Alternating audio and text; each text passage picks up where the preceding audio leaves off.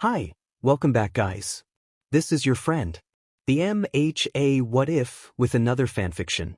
This is the first part of What If Deku Became a Homicide Agent? All credits for this video go to their respective authors, so please support the real author. Check out the link in the description for more details.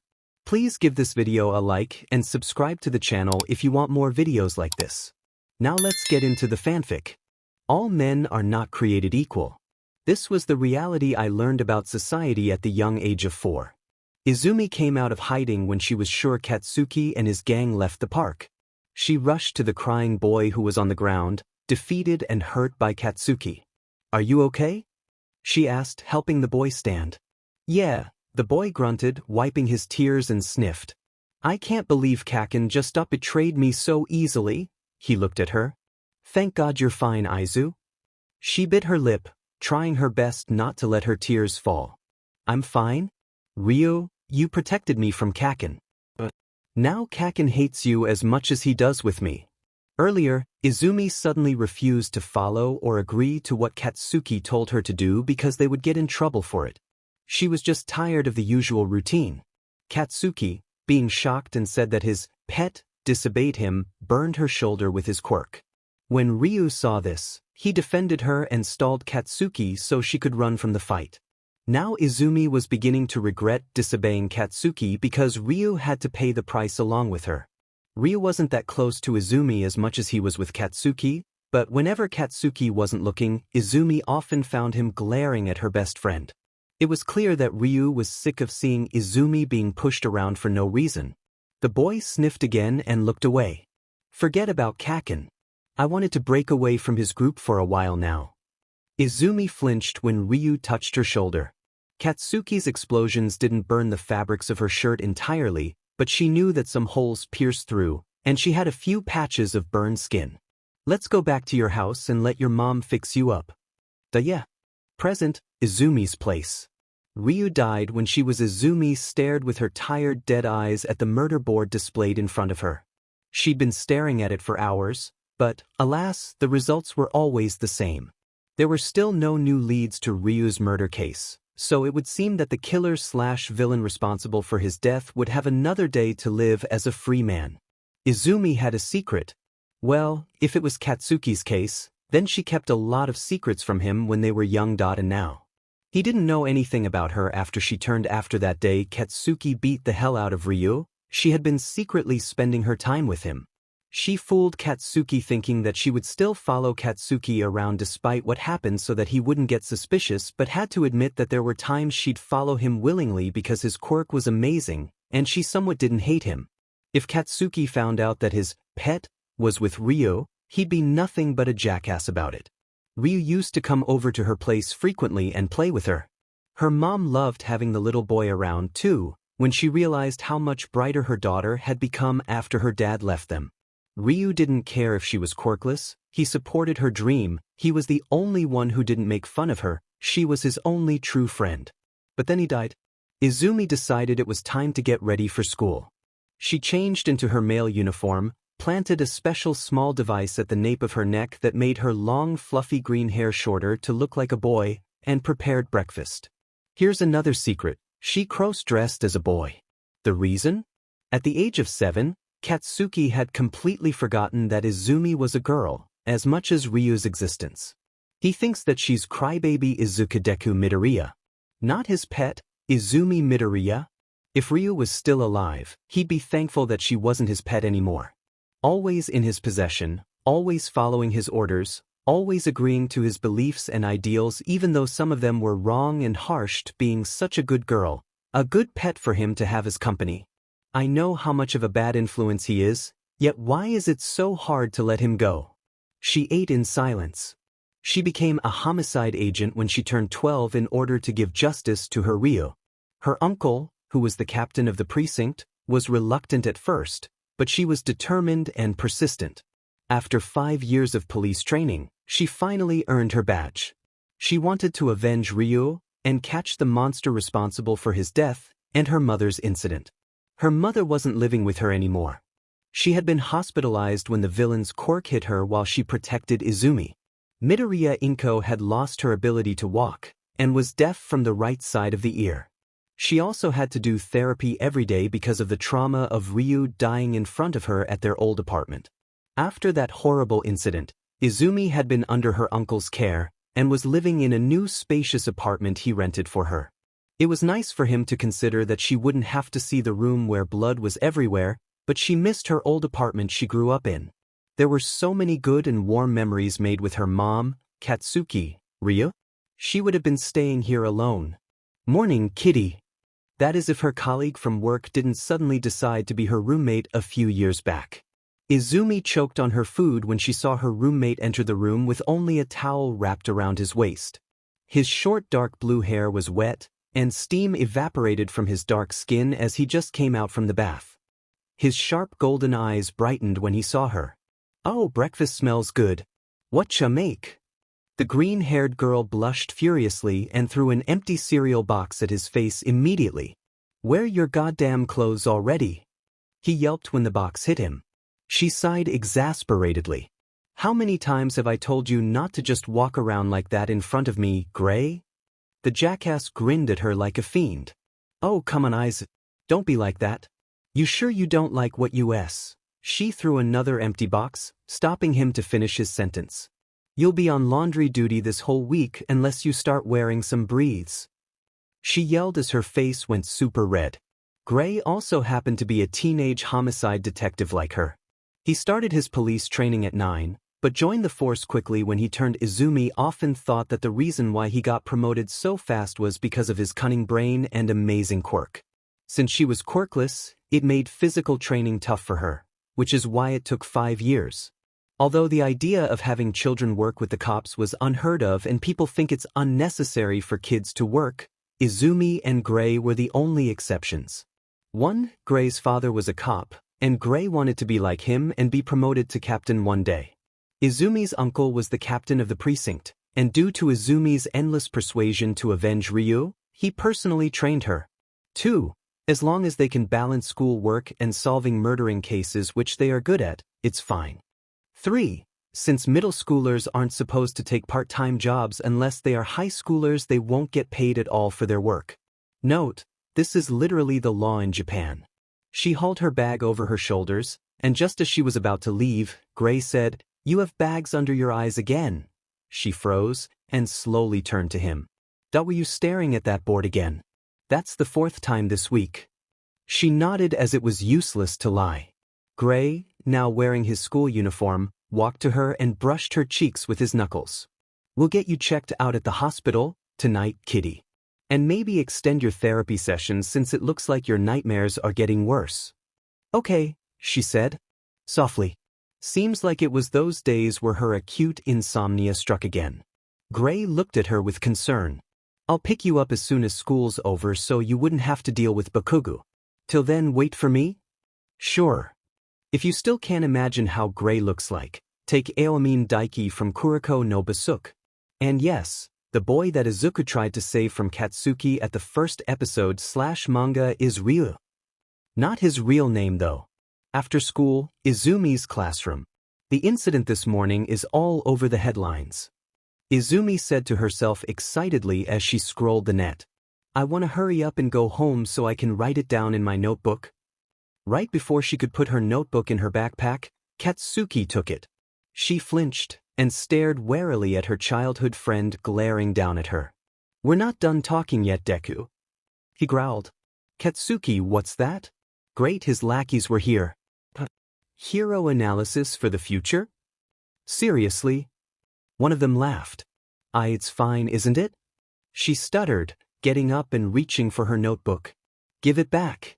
But Katsuki doesn't. Instead, he used his quirk to explode her notebook. "Ah!" she yelped, and Katsuki threw it out of the window with no care. "That's mean." "Most top first-string heroes have stories about them from their school days," Katsuki said, glaring at her. "I want the shine of being able to be called the only student to make it into UA from this mediocre city junior high school. I mean, I'm a perfectionist." She flinched when he harshly grabbed her shoulder. She felt her skin burn slightly as smoke appeared under his palm. "So anyway, don't apply to you, nerd." he warned, giving a smile that sent chills down her spine. He did this to me the day I refused to follow his orders. I wonder if he remembers it? Izumi shuddered. Don't cry, don't cry. Gray would be here soon, bear with it until they leave. She didn't turn to look as Katsuki walked off, but then she heard him halt in his tracks and say, if you want to be a hero that badly, there's a quick way to do it. Believe that you'll be born with a quirk in your next life, and take a swan dive off the roof. Izumi's green eyes widened. How? She turned to look back at him. How could he say something like that to her? But. That was over the line. Katsuki wouldn't usually say something that would take things too far. Why was he? Her breath hitched. That's right. I'd forgotten. Back then, even though he pushed me around, he didn't allow anyone else to bully me as I was his pet. I belonged to him, but now, Kaken doesn't remember me as a girl, so I'm no longer his pet. He wouldn't care less if something happened to me. I'm nothing to him. Now. What? Katsuki growled while creating small explosions in his hand. Silence. She wasn't looking at him for a heartbeat, then raised her head, a ghost of a smile appeared on her face. Thank you, Kaken. You helped me make up my mind. Katsuki and his lackeys went stiff and blinked in confusion by her strange response. She still smiled, and quickly left ahead of them. Katsuki's perspective. Oi, what just happened? One of the extras behind him asked the other. He felt a tap on his shoulder. Katsuki? You don't think Midoriya took the swan dive of the roof thing seriously, right? That DMN nerd better not. No, he definitely didn't. The stairs to the roof was the opposite direction from where he went. So why was Katsuki feeling uneasy? Wha? Katsuki? Dude, where are you going? The temperamental boy quickly followed Deku. The two extras followed. Katsuki noticed that once in a while the freckled boy would get bags under his eyes and be a little sluggish with his movements. You could say those were the rare days Deku didn't follow him around after school. For some reason, he would wear an earring on the right side as well, and it didn't make sense why he would wear ornaments whenever he looked sickly. It didn't bother Katsuki that much since such phases were short. However, Deku's composure lately hadn't been looking too good. The nerd not only had bags under his eyes, but he was looking much thinner and paler. He didn't care for a Deku, much less like him. But what bothered him was why his mother wasn't doing anything about it. Surely she would have noticed this change in her son. Izuku quickly retrieved his note from the fish pond and dashed towards the school gate, meeting with an unfamiliar tanned boy who waved at Deku. Who in the hell was this? Why was Deku meeting another junior high schooler? Dude, Katsuki heard one of the extras, who chased after him, breathe. Isn't that uniform, Siren Junior High? Since when was Midoriya friends with an elite student from another neighborhood? Yeah, no sheet. Why was an elite student even associating himself with a quirkless loser? The tanned boy then noticed Katsuki's presence behind Deku and glared at him with his sharp golden eyes. He suddenly grabbed Deku by the hand and left. Katsuki Bakugu growled in response. He didn't like this. He didn't like the boy one bit. He didn't like that Deku was being weird, and definitely didn't like not knowing what was going on here. Seemed like he'd have to confront the shitty nerd tomorrow. In the city, Izumi was now wearing her work clothes. She quickly changed from her uniform into her black boots and breathes and white shirt when she remembered at the last minute that she needed to relook at some case files that were on her desk. She asked Gray to wait for her at the hospital as she would be on her way there soon. After successfully retrieving her files from the precinct, she walked alone in silence.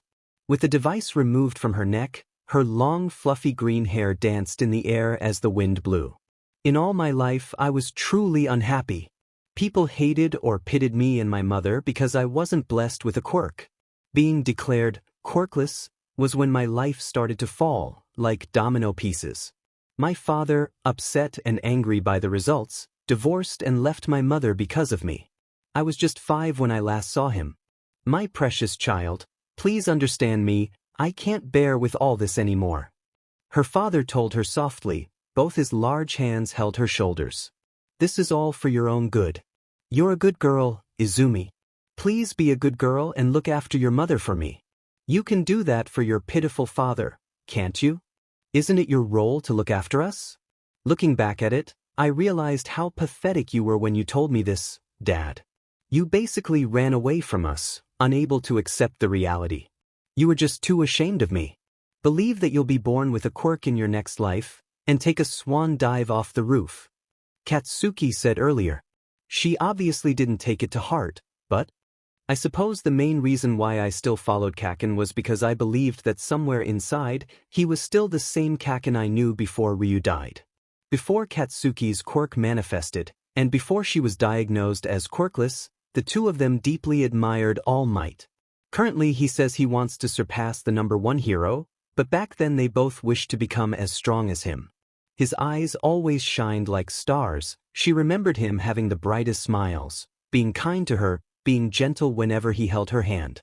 The boy changed when his quirk manifested.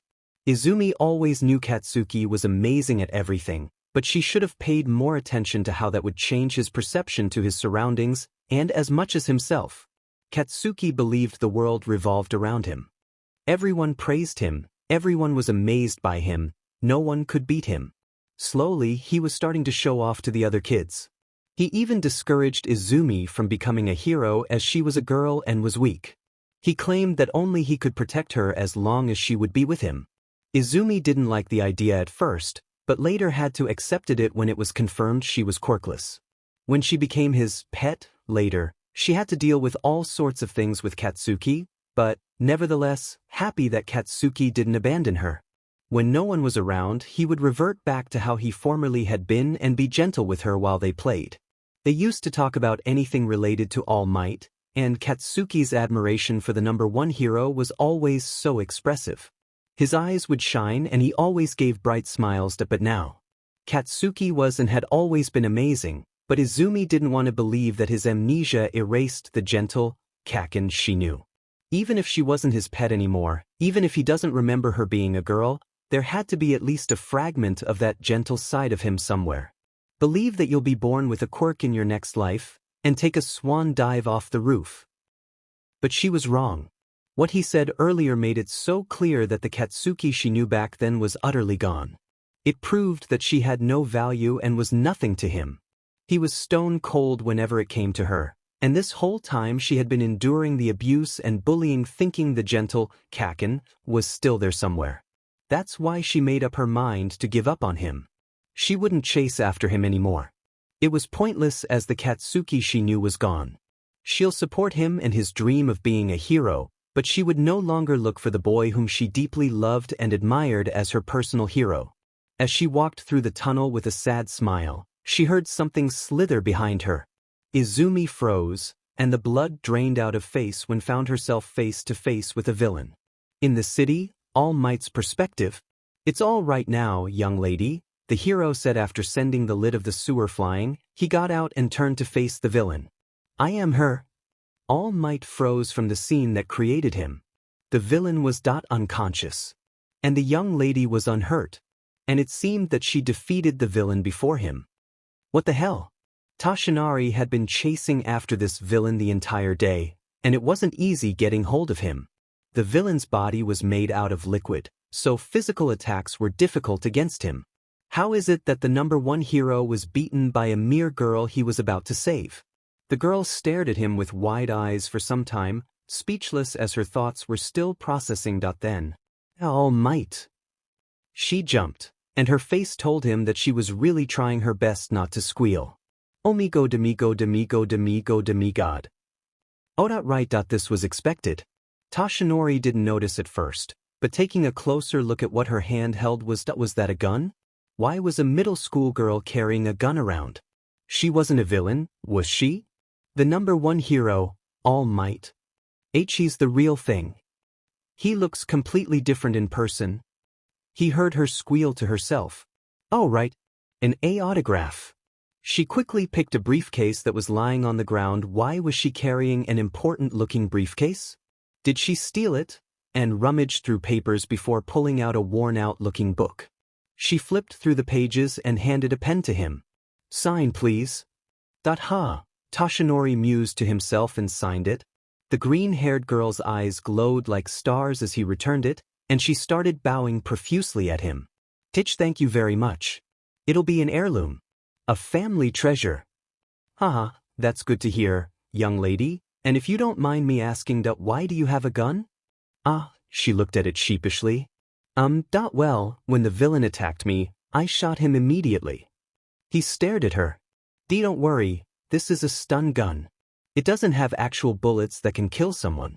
My uncle still thinks I'm still too young to fire an actual gun, much less carry them, unless the situation calls for it. The pellets shot in these actually shocks the victims, and paralyses them for some time. But since this villain's body is utterly in a liquid state, I think he had the worst of it. Ha, was his reply before getting to work. The young girl's jaw dropped when he somehow got hold of the villain's body and shoved it all in an empty bottle in a heartbeat. Okay. Well, I need to take this guy to the police. See you again on the other side of the screen. He turned to leave. Wait already? Pros are constantly fighting enemies in time. He replied. He was near his limit. He needed to run. But there are still things I want to ask. She stopped midway, frowned a little and shook her head quickly. She cleared her throat and straightened her back. She looked at him as her smile melted away and her eyes no longer looking bright with excitement. I apologize for my demeanor a second ago, All Might. What? I'm grateful that you came to my heed, believing my life would be at risk. Rest assured, I am unharmed, and took care of the villain. I have been trained for such scenarios. What the hell? Now that the villain's physique is inside a suitable small vessel for me to carry, I would like you to hand him to me. She reached out her hand. What the hell was going on? Just a moment ago, she was just fangirling like any middle schooler. Now it felt like he was talking to an adult in a child's body from law enforcement. Why? Was the question his head could think of. She blinked, tilting her head in confusion before she mouthed, "Oh, my apologies," she said, lowering her hand and digging into her pockets. I haven't introduced myself earlier, haven't I? He gaped and his mind went blank as she flashed her badge at him. I can't give my real name since I'm still 14, so I go by Angel. I work for the force. You're not a policewoman? He asked, baffled. Homicide detective, to be precise.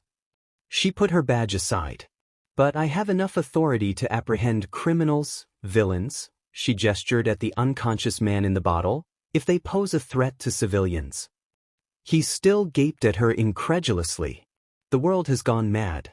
A 14-year-old middle school girl working as a cop who investigates the death of dead people? He blurted out. She narrowed her eyes at him. Oops, he didn't mean to offend her. The girl, Angel, as she calls herself, let it slide and shrugged. Don't worry, people, even other heroes, often have the same opinion hearing how insane this is. But it's the truth. Now, she reached out her hand again, would you please hand him to me? Toshinori suddenly coughed violently, wiping the blood from his mouth. Sheet. He was seconds away from transforming back. All Might? Are you all right? She asked, tilting her head. Apologies, I'm sorry, young one. Great, he was somehow catching formal speech. I must go now. But dash. I'm going. You dash. He took off immediately. He didn't hear any screaming, but in midair he noticed long flowing green hair flying and an extra weight on his left leg. Hey. What do you think you're doing? Let go. I love my fans, and I understand that you're a cop, but this is too much. The girl held to his leg tight and squeezed her eyes shut as she yelled, I'm sore, my apologies. But it's too late for that now. I'd let go now that I'll die. That's true, he quietly, his blood was dripping from his mouth. Once they reached the rooftop, Toshinori knew he reached the end. Soon smoke appeared from his body until, You're deflating. She pointed at him. She looked around, wait until now. A fake. She was utterly confused. You're so skinny. I am All Might, he finally confessed, then blood forced out from his mouth. She yelped, seeing the blood. You ambulance. She fished out her phone. I need to call the ambulance. No. Wait, stop. The hero panicked. This often happens to me. If you call the ambulance, then the press would catch on to my identity. The girl lowered the phone from her ear. But Tai T can't be you, All Might. All Might is fearless. He saves everyone with a smile that he's the greatest. She trailed off, losing her formal speech, not knowing what to say anymore. Speechless. Well, Toshinori expected this. He sighed. A fearless smile, huh? He sat down, his back rested against the railing. Now that you've seen me like this, young lady, make sure you don't tell anyone. Not even to your superiors at work. The government doesn't know about my current state. He showed his old wound and scars, the blood drained from her face as she saw it, and explained his situation. So, now you know why I make it seem like I'm invincible against villains. Angel stared and nodded sadly. Yes, I understand. I'll take this secret with me to the grave. She hesitated for a few heartbeats and then opened her mouth. All Might, I'd apologize for inadvertently forcing you to share your secret with me. But I feel that I need to ask you something. Personally from me, she looked at him, her eyes glowing, but her lips wobbled. Even if I don't have a quirk, can I become a hero? Toshinori gasped as his eyes widened. She was quirkless too? What are the odds? Can someone without a quirk be like you? She asked again, and took a step forward. I know that it's amazing and insane that a quirkless middle schooler was a cop in the first place. But I've always felt that this job isn't enough for me. I'm tired of it, actually. Every time I get a call and confront a crime scene with a corpse displayed in front of me, I always find myself asking, if I had been here earlier, could I have saved them? She took a breath. Yes, I've solved cases, yes, I've arrested countless murderers, but, even so, it's a fact that the only reason a murder took in the first place was because no one saved the victims. Thus, oh, please. Tell me, can I be a hero who can save people like you? Toshinori looked at her in awe. This kid, she was on the right track, no doubt about that. It's amazing, really. And being able to apprehend the criminal/villain mind was a bonus experience if she fought against them. However, the hero reluctantly opened his mouth and gave the harsh truth of reality. Later, Izumi's perspective? She knew. She'd always known the truth, but chose to be ignorant about it. Now, hearing the actual confirmation from the #1 hero she admired in all her life. Katsuki. Everyone else probably know they were right about her all along. Gray never said anything against her dream, but he hadn't exactly been showing his complete support, either. He probably stayed quiet because he didn't want to hurt her feelings. Well, there goes her dream. Perhaps she should just continue her life as a homicide for the rest of her life. She sniffed, and realized her tears were going to drop soon. Don't cry. You knew, didn't you? The reality that's why you were trying so desperately. Her thoughts were disrupted by a sudden explosion nearby.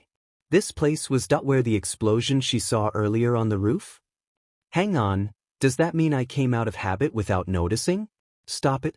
It'll just feel meaningless right now. She gasped. The sludge villain she felt earlier was there in the shopping district. Why was he here? Did it get away from All Might? Did he drop it? She suddenly recalled the scene when she clung onto his leg when he took off in the air. Oh, God. Oh, God. The villain went loose because of her. It's all my fault, she whispered to herself as she began to sweat and feel fear crawling around her. Why aren't the heroes doing anything? They can't. Apparently the villain caught a junior high schooler. It's been like that for a while. Anyway, wasn't that villain the one All Might was chasing earlier? Really? Then where is he? It's my fault. He can't do anything because he crossed his limit. He can't do anything. We have to wait for someone with a more suitable quirk to deal with that villain. All because of me. It's my fault. She didn't realize it at first, but taking a closer look at the villain, the junior high schooler that was taken as hostage was Kaken?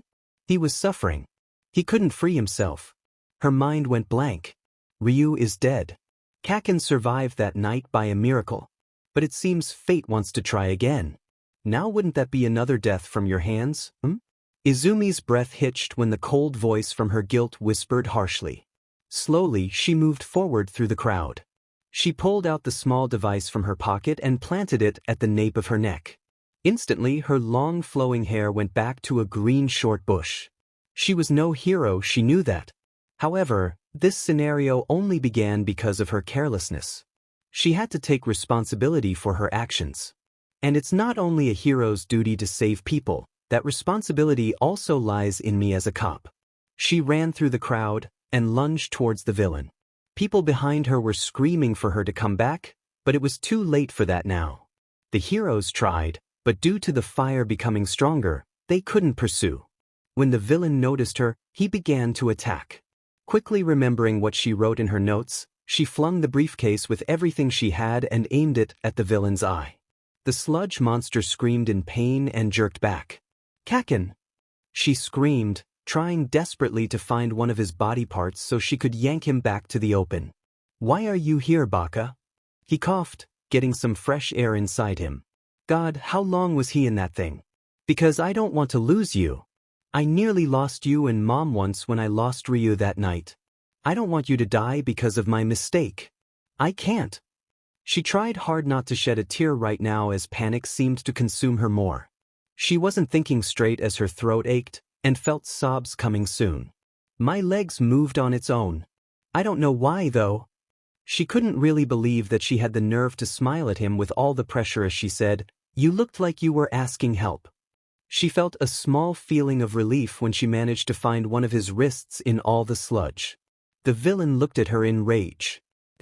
"Your hair looks shorter for some reason, but you're definitely the same chick from before." He raised his hand in the air. "You'll pay for what you—" She growled and yelled, "I'm sorry, but this may sting you for a bit, Kaken." Yanking out her weapon from the belt of her black breeds with her free hand, she shoved her arm deep in the villain's body and pressed the button. "Ah!" The villain screamed in agony as Katsuki grunted in response. The villain loosened his grip on the boy as he stumbled backwards, and Izumi took her chance yanking the boy to her side. Katsuki fell atop her and she yelped, being pushed to the ground. "Kaken!" she said in relief. She got him out. She actually got him. "Deku," she heard him grunt out. "Baka.why?" He was weak. Whatever the sludge villain did to him made him drain his physical strength. What the hell? The boy just rescued him before the heroes could. That's amazing. Did he use a quirk that disadvantaged the villain? Hold on. He used a weapon. And that holy shit. Isn't that a taser? Indeed it was, since her gun was in her briefcase. She sat up and quickly put one of Katsuki's arms around her neck before she stood. They needed to escape now. "What are you waiting for?" The heroes behind her froze by her sudden scream. "The hostage is safe. Take the villain down now, heroes." "You!" She whipped her head back at the villain, who looked furious enough to murder her. "First a gun, now a taser. I should have looked for you first before waiting for God All Might to come find me. It's not my fault that your body is in a liquid state. Beach." She growled aggressively. Having her former best friend back safe turned her from a scared, desperate broken girl into a wild, raging feral animal. He was going to attack now. She just knew it. "Kaken?" The blonde boy looked a bit dazed to respond. That's great. Hopefully he wouldn't remember what she was going to do next. When the villain attacked her, she carried Katsuki bridal style and jumped high, evading all the attacks with graceful agility. She could keep dodging, but she wouldn't be able to reach the other side on time with Katsuki in her arms. What should she do? What could she do now? Detroit. Smash. All Might, out of nowhere, appeared and punched the villain with his right hand. The force was so strong that the villain's body scattered all around. The gust of wind that blew from his power made her drop to the floor with Katsuki. Once that was all cleared, the muscled hero got up, wiping the blood from his mouth. "Blood. I'm pathetic," he said to her, "even though I admonished you. I wasn't putting what I said into practice." He turned to look at her. "I'm sorry." She bit her lip. All Might. He was over his limit, yet that he forced himself to take that form because of her. God, was she making anything better? "You." Now the heroes were running towards them. "Have you got a death wish?" Death Arms said in a panicked way. "You may have saved your friend, and I'll admit, you may have outwitted that villain. But next time don't act so rash." "Sorry about that, heroes." Izumi stiffened from the sound of the voice, and she reluctantly turned behind her. Gray stood there smiling but with a livid dark and red aura radiating from him. "What? How did you get past the police?" "I'm going to ask you to Leah." Gray quickly flashed his badge at him. "Sorry to disappoint, but I am the police. Detective Gray Nakamura, at your service." Kamui would gasped. "You look like you're 14. Izumi felt Katsuki regain consciousness as he moved a bit. "Kaken." She helped him sit up. "Are you okay?" "Deku," he groaned. "Didn't need." "I am 14, Gray replied as calmly as he could. "But I'm also a cop. It is the truth. Now, sorry about this, gents, but I'm going to have to take my partner with me." He looked at her with his sharp eyes. And she gulped. "Kitty, you told me to go ahead and wait for you in the hospital, and left me hanging for over an hour. The next thing I know, the TV broadcasted you saving this porcupine-haired BSRD from a villain with, what I could tell, a half-baked plan. Also, he showed her a briefcase which threw at the villain earlier. The cover looked slightly burned. I don't think the captain would be happy to hear that you threw significant case files at a criminal. Are you trying to get yourself fired? If not killed?" See, Gray may be a pain in the butt sometimes, but in situations like these, she really couldn't argue back at him. He cared deeply for her after all. The dark blue-haired boy sighed heavy. "Come on, let's get out of here." She yelped when he pushed Katsuki off her and scooped her in his arms. "What the hell you bar?" Katsuki's eyes widened seeing her being carried in that position. "Deku, who is this shitty friend of yours?" He's." Gray smiled mischievous. Oh, she didn't like that smirk. "Doesn't really matter to you, but if you insist." Gray, in front of everyone, kissed her on her cheek. "I'm Isa's boyfriend." "What?" The blonde's jaw dropped. "Gray." She went deep red as she hid her face with her hands. "He's not. I swear he's not. But we are pretty close, that's a fact. Especially since we live." "Stop." God, this was the worst. Gray's way of punishing her and pressing Katsuki's buttons was to humiliate her and spill out some truths. She knew he always wanted to gloat and hurt Katsuki as he didn't like the way she was treated by him. Well, anyway, the tanned boy snapped his fingers, activating his quirk. "See you around, Porcupine."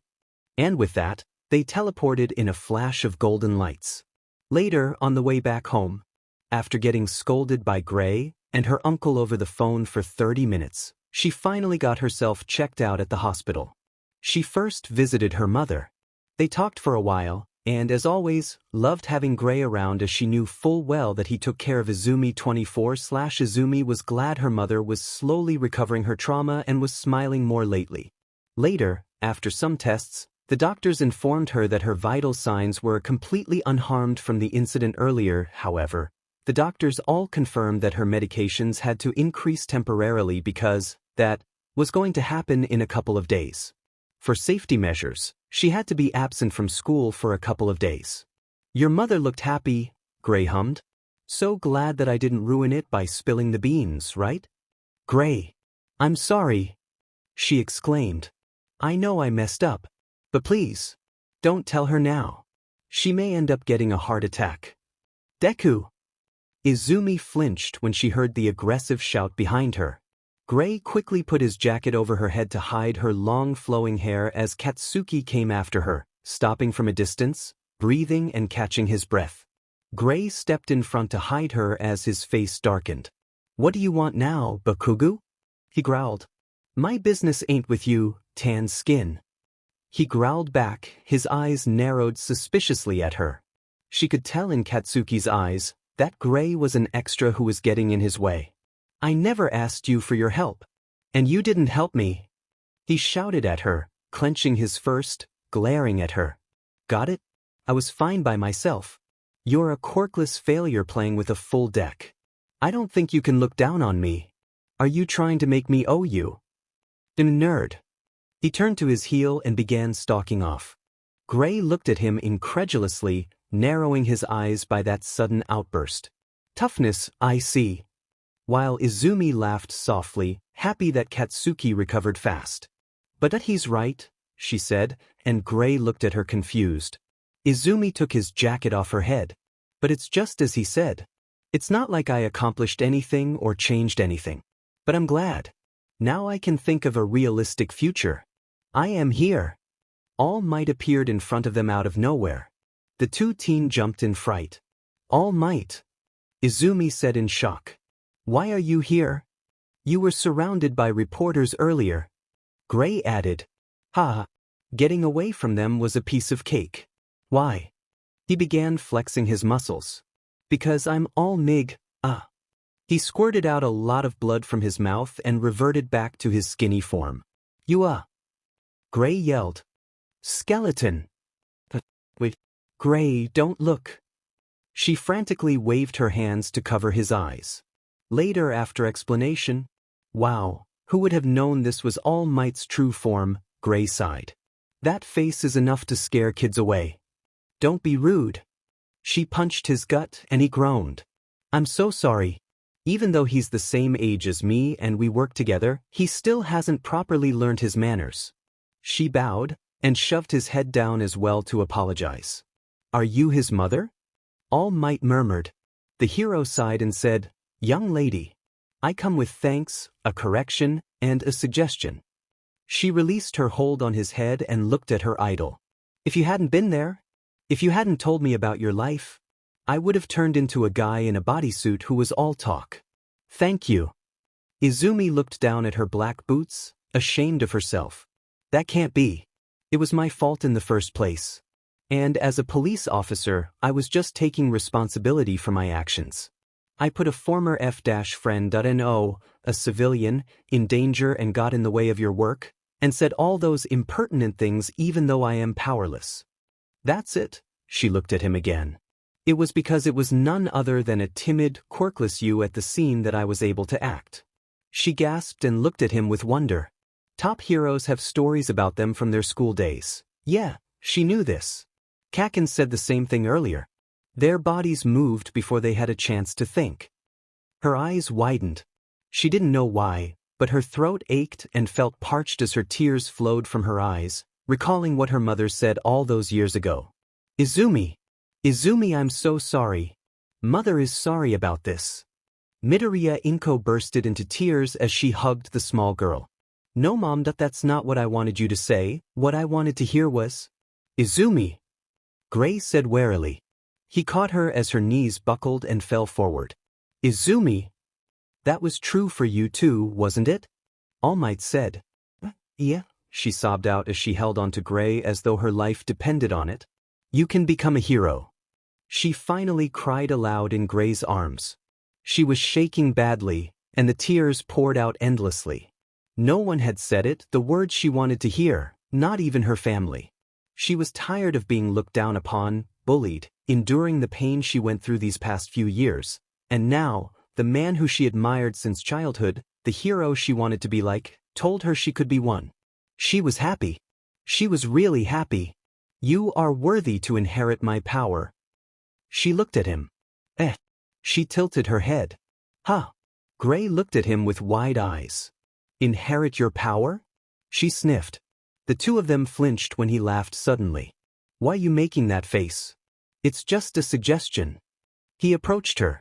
The real show starts after this. That was. The two of them gaped. Later, Izumi's apartment, Toshinori's perspective. Before All Might said any more, Gray suggested they talk in a better location, their apartment.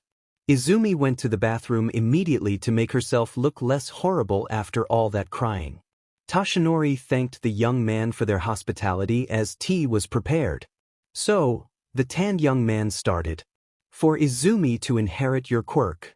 Yes, well? I don't want to know. The hero was stunned, confused as well. Gray ran his fingers through his hair and looked away. For the #1 hero to have a shriveled up form like this that's valuable info. And that's more than enough for me to hear. Unlike Izumi, not everyone trusts me back in the precinct. I kind of have a juvenile record. And because of that I have this collar, he pointed at his black choker. This is actually a monitor. I can't take it off no matter what I do, as they didn't want me repeating my mistake. The hero stared at him, baffled. Here's another odd one. So a female quirkless middle school cop was partnered with a male middle school cop with a record. Man, the world had gone weird. How long were you watched? He asked. Gray stretched his arms. 3 months before I began my police training. So, since I was don't be shocked. This monitor is only on me so that I wouldn't use my quirk on people unreasonably. He frowned. Quirk? You mean your teleport? No. I inherited that from my dad. My mother's quirk is the dangerous one, you see. One day I snapped at my classmate as I was tired of them making rumors about my dad, so my rage got the better of me as I beat them all half to death. He huffed, closing his eyes, then changed the subject. You know, it's the first time I've seen her cry. I'm sorry. Izumi, he said, getting up. She's discriminated against a lot of her coworkers because she's quirkless. But she never submitted herself to despair and cry in front of them. You see, at work, we need to be objective about everything and not get emotional or biased while solving a case. Her uncle taught her to control her emotions and be careful with her judgments with people. That's why it took so long for her to earn her badge. She had perfected herself to act like a professional whenever she wore that fake mask.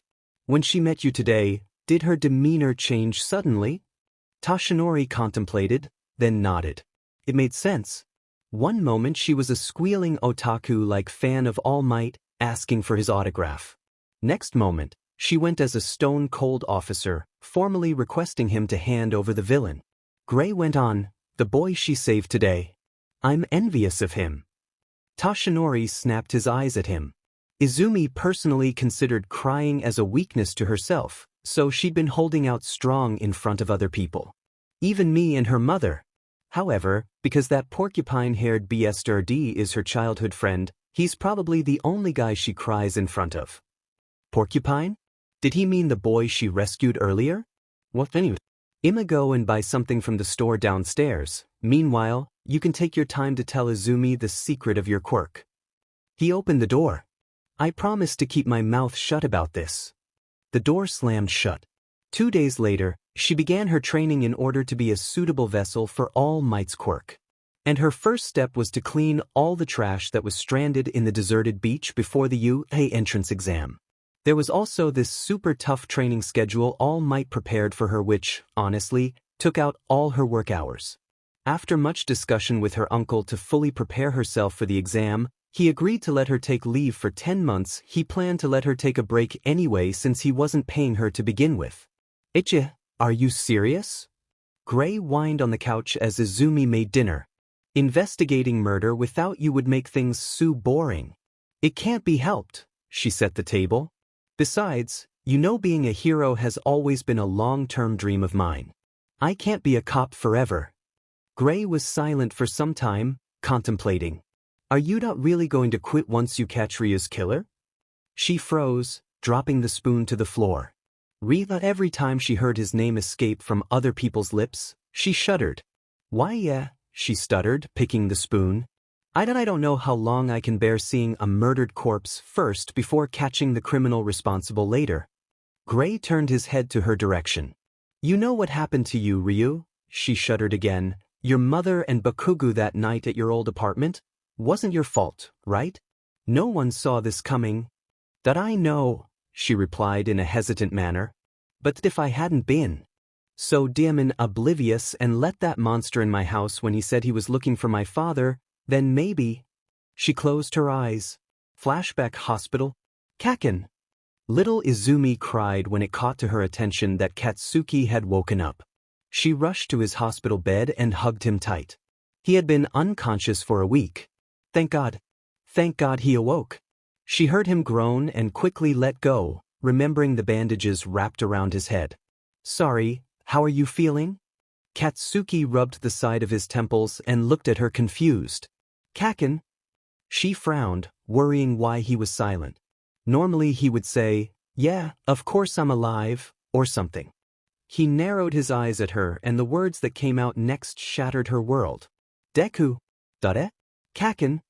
She stared at him. Deku? Who was that? Oi, Deku, she flinched. Why are you spacing out like? Why you here? And what's with that girly outfit of yours? Are you trying to cross-dress or something? This can't be happening. Kaken? Why are you calling me Deku? It's the name I gave you, duh. In kanji letters, Izuku can also be read as Deku. Did you forget? Izumi's breathing went fast. Kaken, you're joking with me, right?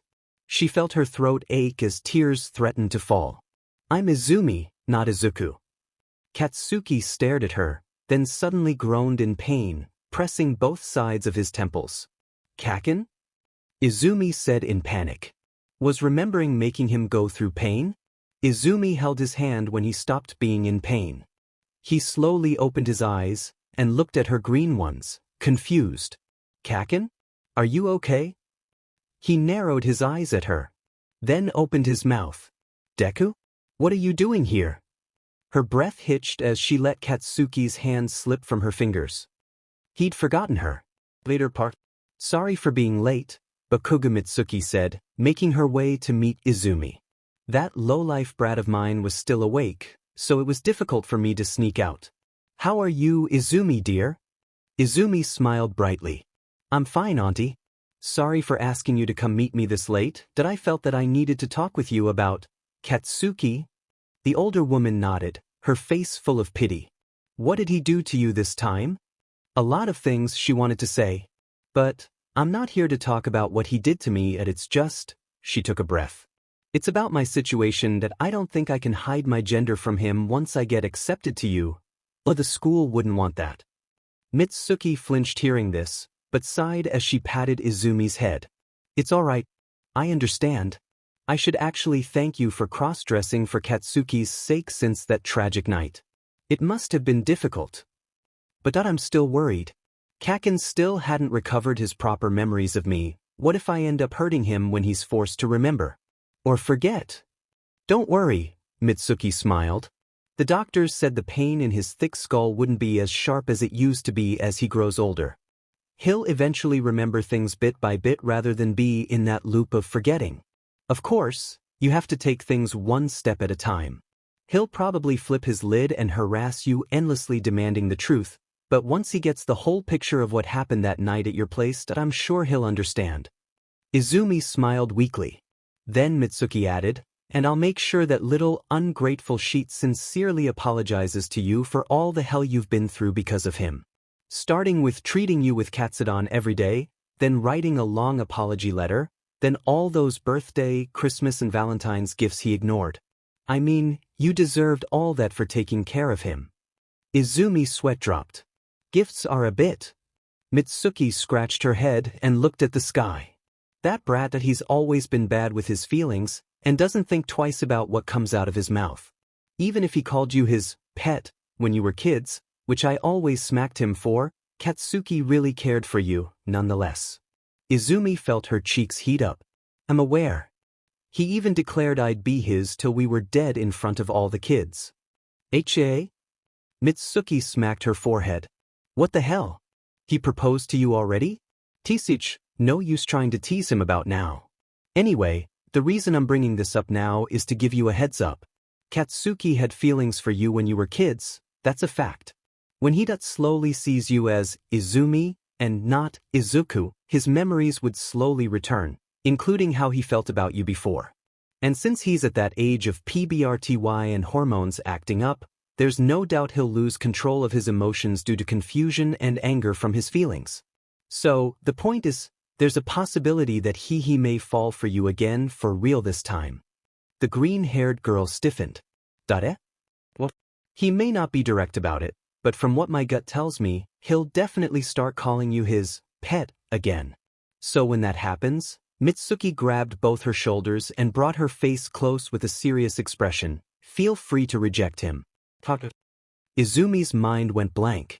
Don't get me wrong, as much as I love the idea of you being part of our family, that little sheet doesn't deserve you or your heart. So make him suffer for a bit, all right, sweetheart? Izumi forced a weak smile, nodding quickly. Why did she had a feeling that Auntie Mitsuki had been planning this for a long while now? Scary. 10 months later, UA entrance exam. Izumi's breathing went uneasy as she stared nervously at the building. She was here.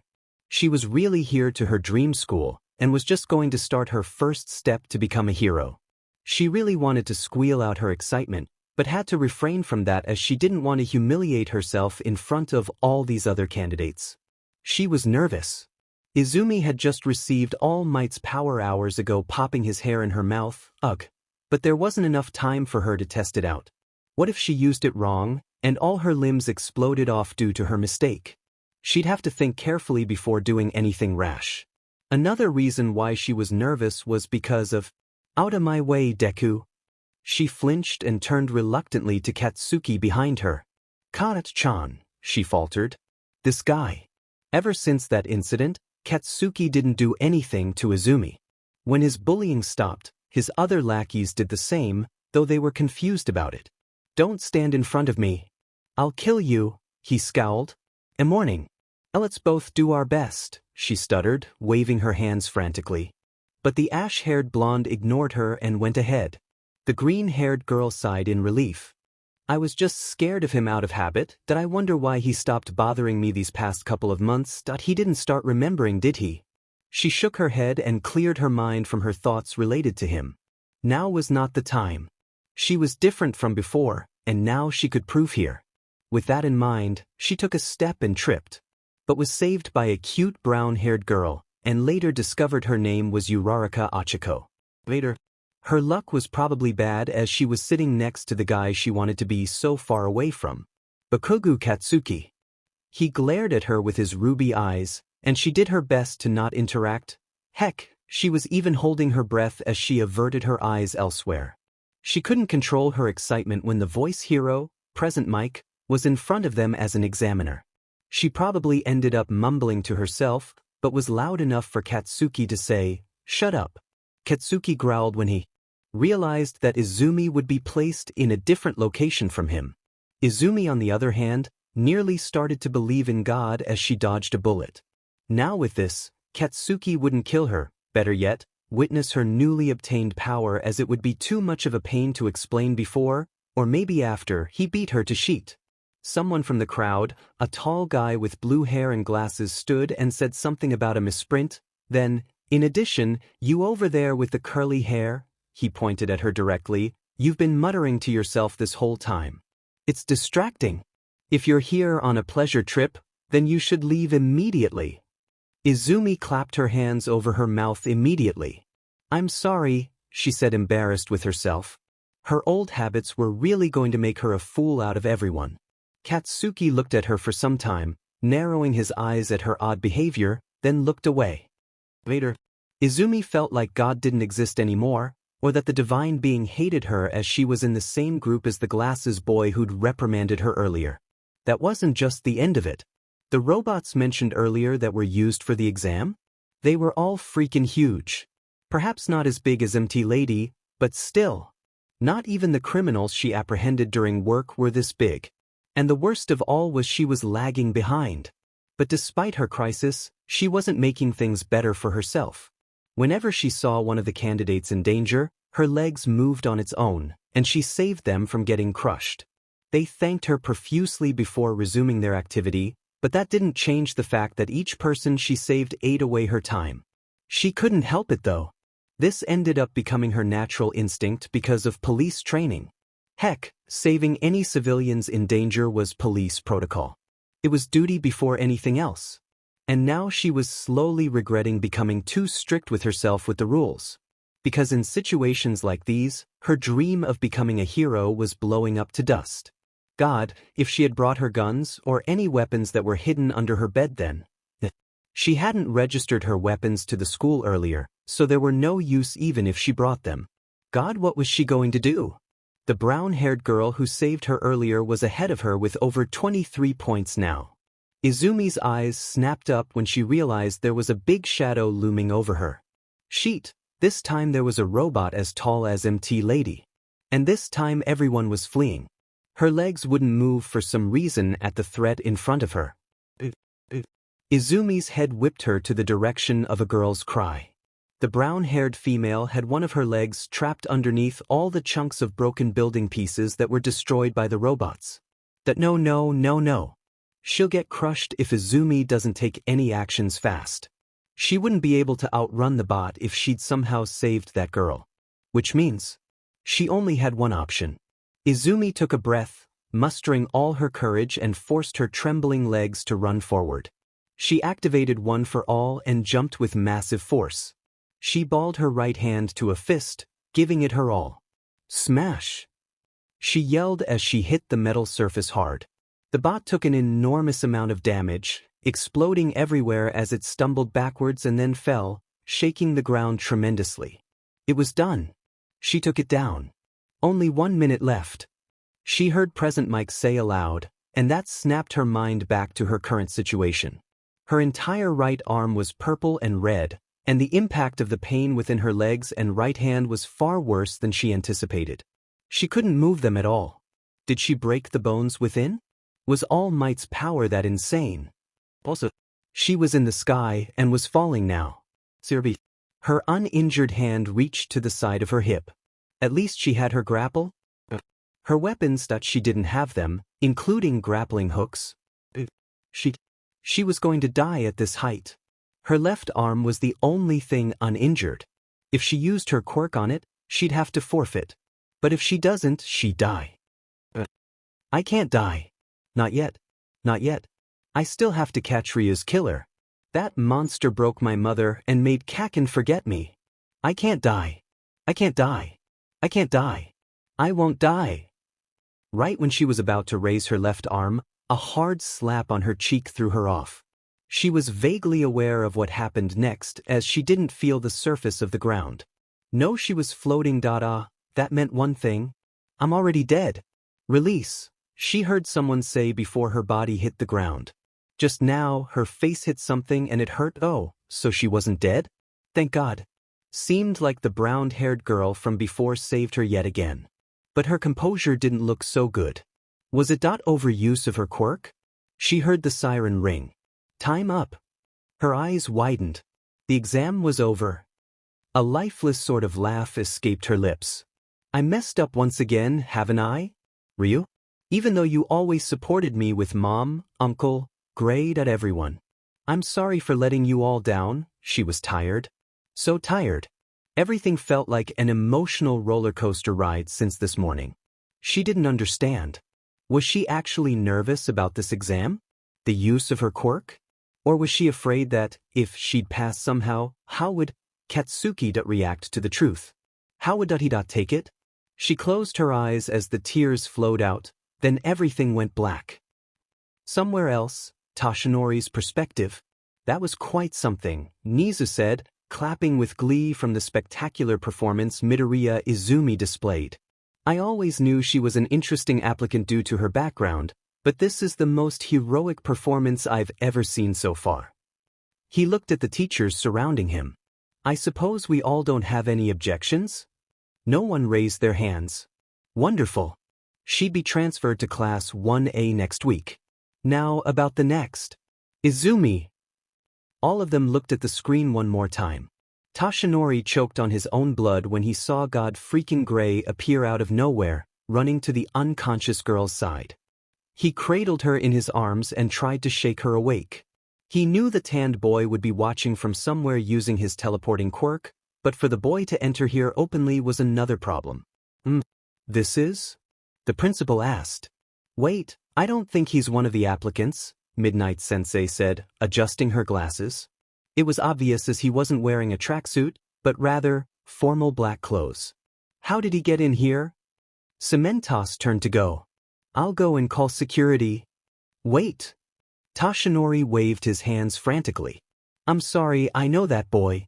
I apologize, on his behalf for entering in restricted area but dash. Really? Natsu said. He looked at the screen again and then spoke. I'm surprised, Yunison. I didn't know you were acquainted with Nakamura Gray. Toshinori stiffened as his eyes popped open. How do you? Nakamura Gray?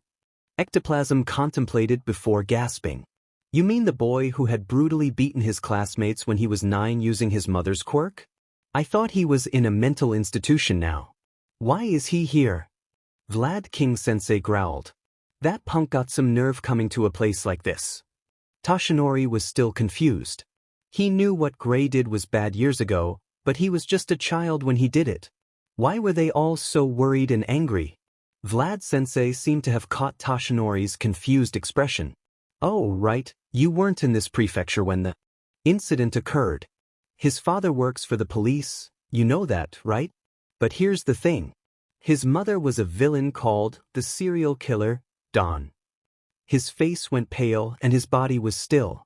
The poor guy didn't know he married a crazy woman, and only found out about her deeds after his son used his mother's side of the quirk on his classmates out of rage. The brat knew his mother was a villain as she was the one who taught him her tricks, but didn't say anything to his father. He was so dangerous that it took quite a while to apprehend him. If that punk thinks he can pull the same stunt here. Would you look at that? Nizu pointed at the screen again. Gray took Izumi's uninjured hand and placed it on his choker. Permission to use quirk? He said aloud. Scanning for fingerprint. A robotic voice was heard from the choker. Print detected, Officer Angel. Scan complete. Access granted. Fantastic, Gray muttered, and took her uninjured forearm to his face. He opened his mouth and bit hard enough for them to see blood. What the hell is he doing?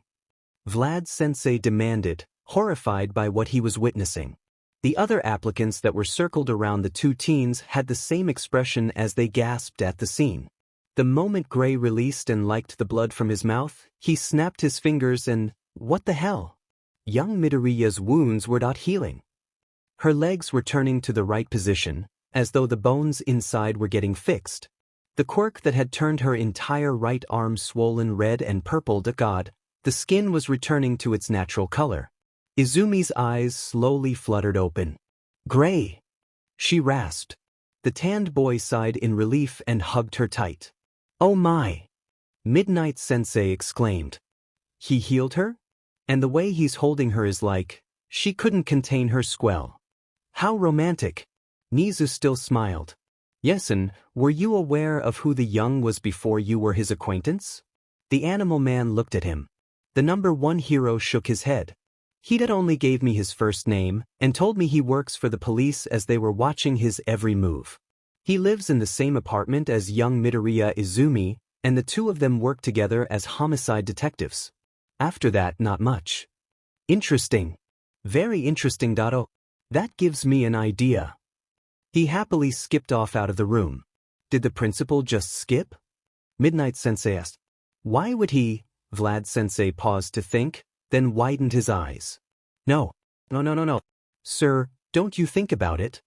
He rushed off, coming after the principal's hide. A week later, night, Gray's perspective. Izumi hadn't been in bright spirits since the exams. With 10 months over, she got back to work last week, but she was. No, she did everything smoothly and efficiently as always, just that the air around her was heavily depressing. Gray did try to cheer her up, but it wasn't good enough. Currently he was washing the dishes. A while ago, Izumi received a letter from Yude and had been holed up in her room for over half an hour. He couldn't tell if it was good news or bad news as it was silent, but maybe a little too silent for his liking. Maybe you should go and check. Kai-iya! The sudden sharp scream across the hall made him jump and almost drop a plate. He opened the cabinet above his head and pulled the gun out from where it rested. He snapped his fingers and teleported to Izumi's room. Izumi! He shouted, stumbling a bit. Who? He froze when she turned to him. She was on the floor, covering her mouth, and tears, God, a lot of tears were flowing from her face. He lowered the gun. Okay, he had to initiate plan number 32, make Izumi happy now. I'm sorry if you, OMFF. He was cut short when she suddenly threw her arms around his neck and hugged tight. I got in. She squealed. I didn't mess up. I actually got into you. Gray was speechless. She got in? This reckless idiot actually got into UA? How? Rescue points. She released her arms from his neck to wipe her tears. Despite having 0 villain points, I topped getting 95 rescue points. 95 holy shit. From the brown-haired girl you saved. Saving her got me 60 points. She replied brightly. The other points were for saving other applicants. Gray frowned. I wonder if the examiners realized that you were saving them because you were following police protocol. She stiffened. Don't try lying, kitty. You had that glazed and cold look in your eyes like you do during work when you save them. It wasn't the same as when you saved that girl, or that porcupine-haired BSRD out of desperation. Honesty, the line of doing something heroic and fulfilling the duty of a police officer seems to really blur here. She lightly punched his arm lightly. Don't ruin the mood. This means a lot for me. By the way, why did you bring a gun to my room? She gestured to his hand. Wow, you screamed. I thought some wacko broke into your room and attacked you. Izumi huffed as she rolled her green eyes. Gray, you're the only wacko who comes into my room without permission from time to time, trying to steal a kiss. He grinned at her response. God, he found her cute when she acted sassy. Where are you going? He asked as she moved to the door. Hospital. I'm going to tell my mom. She hurried off, closing the door. Gray chuckled. He was glad she'd done it. He was happy that she was smiling again. Now things should go peacefully. Right, Ethan? Oh, what now? He groaned as he fished his phone out. It was an unknown number. Hello. He answered, unamused by the timing. Hello, said a stranger's voice. Is this Nakamura Gray I'm speaking to? The tan teen went rigid. Who is this? He demanded. April, Katsuki's perspective. Don't put your feet on the desk. The glasses boy reprimanded. Ah. Katsuki sneered, tilting his head. Who is this four-eyed extra? Don't you think that's rude to the U.A upperclassmen and the people who made this desk? He pointed out. Nope. He shot back. What junior high did you go to, you side character? I attended semi-private academy. My name is Ida Tenya. Semi? His grin widened. So you're a DMN elite, huh? Looks like I'll have fun crushing you. He leaned his head forward, still sneering. For Eyes was startled by his response, stepping back. Crushing? That's cruel. Do you truly aim to be a hero? He averted his eyes, then noticed the someone with curly green hair standing at the entrance of the classroom. It was Deku. The freckled-faced idiot went nervous when all eyes were fixed at him. Well, hello, he stuttered like he always did. Katsuki gritted his teeth. It was annoying. God, his existence annoyed the hell out of him. He wasn't supposed to be here in the first place. Yet how? Flashback, Katsuki's perspective. Katsuki was said. Oh, he was going to kill the fuck out of that shitty nerd. When his homeroom teacher from middle school called in today, he wasn't expecting to be congratulated for passing into U.I along with the nerd. How in the hell did he pass? He's a quirkless loser who trembled like any weakling in front of him. What tricks did he use to beat those bots? The blonde dragged the green-haired boy to an isolated area behind the school. This time for sure he was going to get answers from the DMN nerd, undisturbed. After all, he didn't like it when the teachers or some extras got in his way getting what he wanted. Kakakin. He coughed when Katsuki shoved him hard against the wall, cornering him as he fiercely gripped the front of the collar of his uniform. What dirty tricks did you use to get in, H? He snarled at him, enraged. The first student from his school to go to you. My future plan has already been torn to pieces. I told you to go somewhere else. Kakin. It startled him when he felt his wrist being held tight and firm, strong enough to tear his grip away from his collar. Someone told me, you can be a hero, that it was my own effort. That's why. He was even more surprised that the shitty nerd had the guts to look at him in the eye now, his eyes filled with determination. I'm going. He yelled and shoved him off. The force of that push was enough for him to stumble backwards. The ash-haired blonde gaped at him, taking a couple of heartbeats to realize what just happened. He clenched his teeth, feeling more set off. Seemed like the nerd realized too late of his mistake as the angered blonde raised his hand, creating small explosions from his palms. Deku. He whimpered in fear, stepping back to then. There you are. A voice chirped from behind. Whatcha doing back there, kitty? It was him. It just had to be him. He hadn't seen this dark tan skin extra for the past 10 months, but even if their meeting was abrupt and short, he annoyed the hell out of Katsuki. Jeer, Deku clapped his hands over his mouth, as though he didn't want Katsuki to know. The nerd then ran from his side and hid behind the extra, nervously looking back and forth between him and Katsuki. The scene set him off. Oi, Deku. What is this? You got someone else to protect you now? You know well I'm capable of beating shit out of anyone, you shitty nerd. You'll regret it if you think this tan-skinned bastard can take me down. The dark blue-haired tan-skinned boy narrowed his eyes at him with a piercing glare, then looked at her with a warm smile. Kitty, let's go now. We shouldn't keep your mother waiting. The nerd nodded nervously. Kitty? Was that Deku's new pet name from that guy? How close are they actually? Oi, he said, getting a glare again. What's your relationship with that piece of trash? He pointed at Deku. And, Deku, are you hanging around with this guy behind my back because of the special treatment you're getting from him? You're absolutely delusional if you think he's your friend, idiot. He's probably just using you for his fun and kicks. No. Kaken, it's not like that. Deku protested, raising his hands. He really is a friend from childhood. He stopped, covering his mouth. Katsuki was shocked. Huh? Childhood friend? Weren't you the one telling people that I was your childhood friend? Before Deku could say any more, the tanned extra snaked an arm around his waist. We better go now. We're pretty busy tonight to celebrate with Aizu's family. Wah? Deku yelped when he scooped the nerd in his arms, carrying him bridal style. Oh, about my relationship with he smirked in a way that really wanted to make him explode his stupid face. Your Deku is my pet. Katsuki's ruby eyes went wide. Something about that word made him have a sudden pain in his head. Deku's reaction looked like a mix between panic and anger towards the boy holding her. What are you? He snapped his finger, and the flash of bright golden colors, they were gone. Present. If that annoying dark tan skin extra hadn't interfered. Who was he to butt in? Katsuki never got his name, but he was sure, from a distant memory, that his name was Gray or something. The only reason Katsuki hadn't landed a hand on Deku since the sludge incident was because he didn't think he'd deal with the stupid nerd ever again after he got in. He still continued to glare at the smaller boy.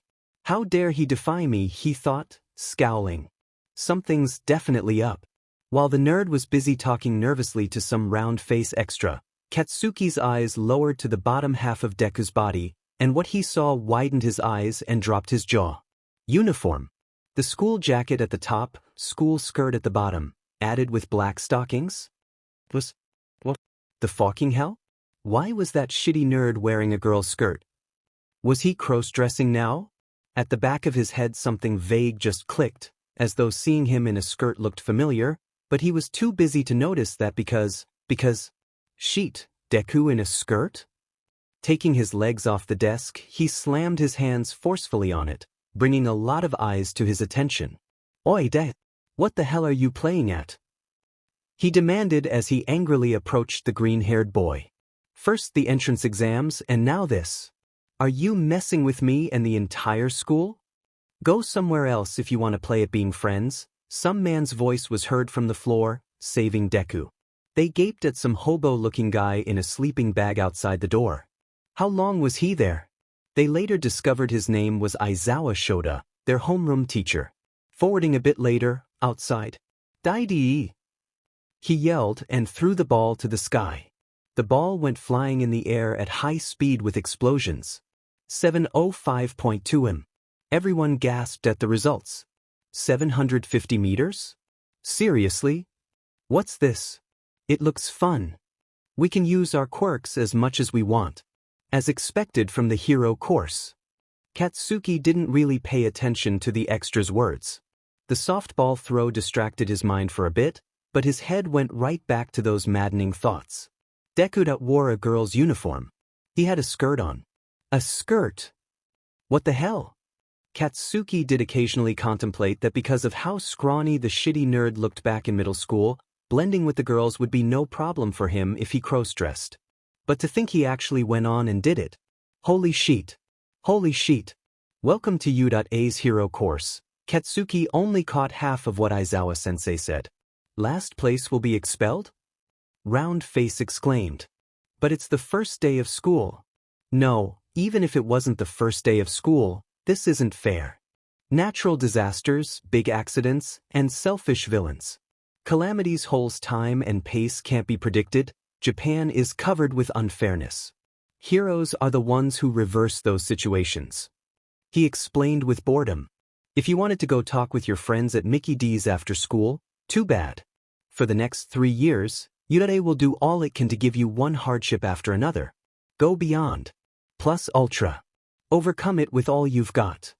Katsuki smirked, motioning his entire arm in circles. This ain't all I've got, he thought, sneering. He looked at Deku's face, and was satisfied by the worrying expression on his face. That's right, this isn't someplace for you, nerd. You should give up while you still have the chance. On your mark, get set. Bang.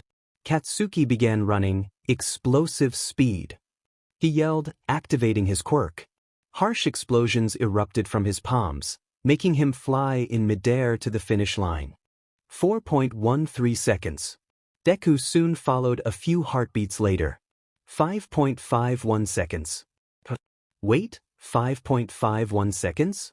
Wasn't that the exact same result as that extra with the laser quirk? Round Face's result was 7.02 seconds, so what the hell? He was faster than her, despite not having a quirk? He glared angrily at the nerd, currently catching his breath and mumbling something. Katsuki had to admit, the sludge incident 10 months ago made him realize and notice some things about him he never before. He was more agile than expected, and seemed leaner. His reflexes were fast, his movements weren't at all sluggish whenever he wasn't clumsy. As the test proceeded, Deku kept scoring in between and not being dead last. This wasn't right. Something was off. He didn't have a quirk, yet his scores beat a few others in particular tests. What was going on? Smash! The ball flew with intense speed and force, just like Katsuki's throw. Everyone had gasped by his performance. The ash-haired blonde had his mouth wide open at what he just witnessed. 705.3. The shitty netted up beat him? Sensei, Deku turned to their teacher, biting his lip hard, but also forced a smile when he touched his arm. His index finger now looked badly swollen. I can still move. She got over 700 meters? A hero-like record. Her finger is swollen. There was the entrance exam, too. She has a strange quirk. It's not really stylish. Katsuki was still in shock as he began to sweat and his body began to shake without noticing. What's with that power? Everyone's quirk manifests by the age of this is unthinkable. But in reality, as someone told me, you can be a hero, that it was my own effort. Katsuki recalled what the nerd said that day. His anger was building up. His right hand was shaking as small explosions began to erupt out his palm. What is the meaning of this? He hissed under his breath. Hey! He began sprinting straight onto Deku's direction out of rage. Tell me what the FK is going on, Deku, you be. The freckled boy jumped out of fright and fell behind onto the ground, landing on his butt. Right before he could land a hand on him, Katsuki tripped and fell hard against the surface of the dusty ground. That's right, he tripped. Him out of all people. Kaken! What the hell? He whipped his head behind him as he tried to get up. He gasped. His right foot was inside some sort of bright golden hole. It was not something dug at the ground as his foot couldn't be seen due to the bright golden void, and he couldn't feel anything from the bottom. But Katsuki was certain that hole wasn't there a moment ago. He pulled his foot out hastily, and the golden void had vanished a heartbeat later. Gray's quirk. Katsuki's head snapped at Deku now. The shitty nerd's shoulder tensed from his maddening glare as he gulped. That tan skin extra butted into my business with Deku again. He stood up and looked around his surroundings. Where the hell was that yesterday watching from? Huh, someone else did my work for me. Aizawa-sensei put his long cloth thing around his neck again. Bakugu, don't kill Midoriya yet. The tests still haven't finished. You can deal your matters with her once school's over. All right, next person. The nerd got up, nervously looking at him before running away. He clenched his fist, glaring at Deku. Until a little while ago, you were just a pebble on the side of the road. He clenched his teeth hard until it hurt, his eyes looking wild and angry. A pebble on the road. You were. Forwarding later. Okay, I'll quickly tell you the results. Aizawa-sensei said in a bored manner.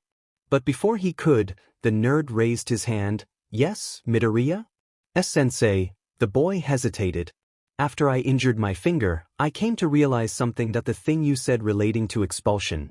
Several students tensed on the subject, that was a trick, wasn't it? As it was a rational deception to draw out the upper limits of our quirks. The teacher stared at her blankly, then looked away shrugging. Seems like you calmed yourself too quickly if that brain of yours was able to see through that. Deku gave out a sigh of relief. So I wasn't going to get expelled? Was most of their reaction.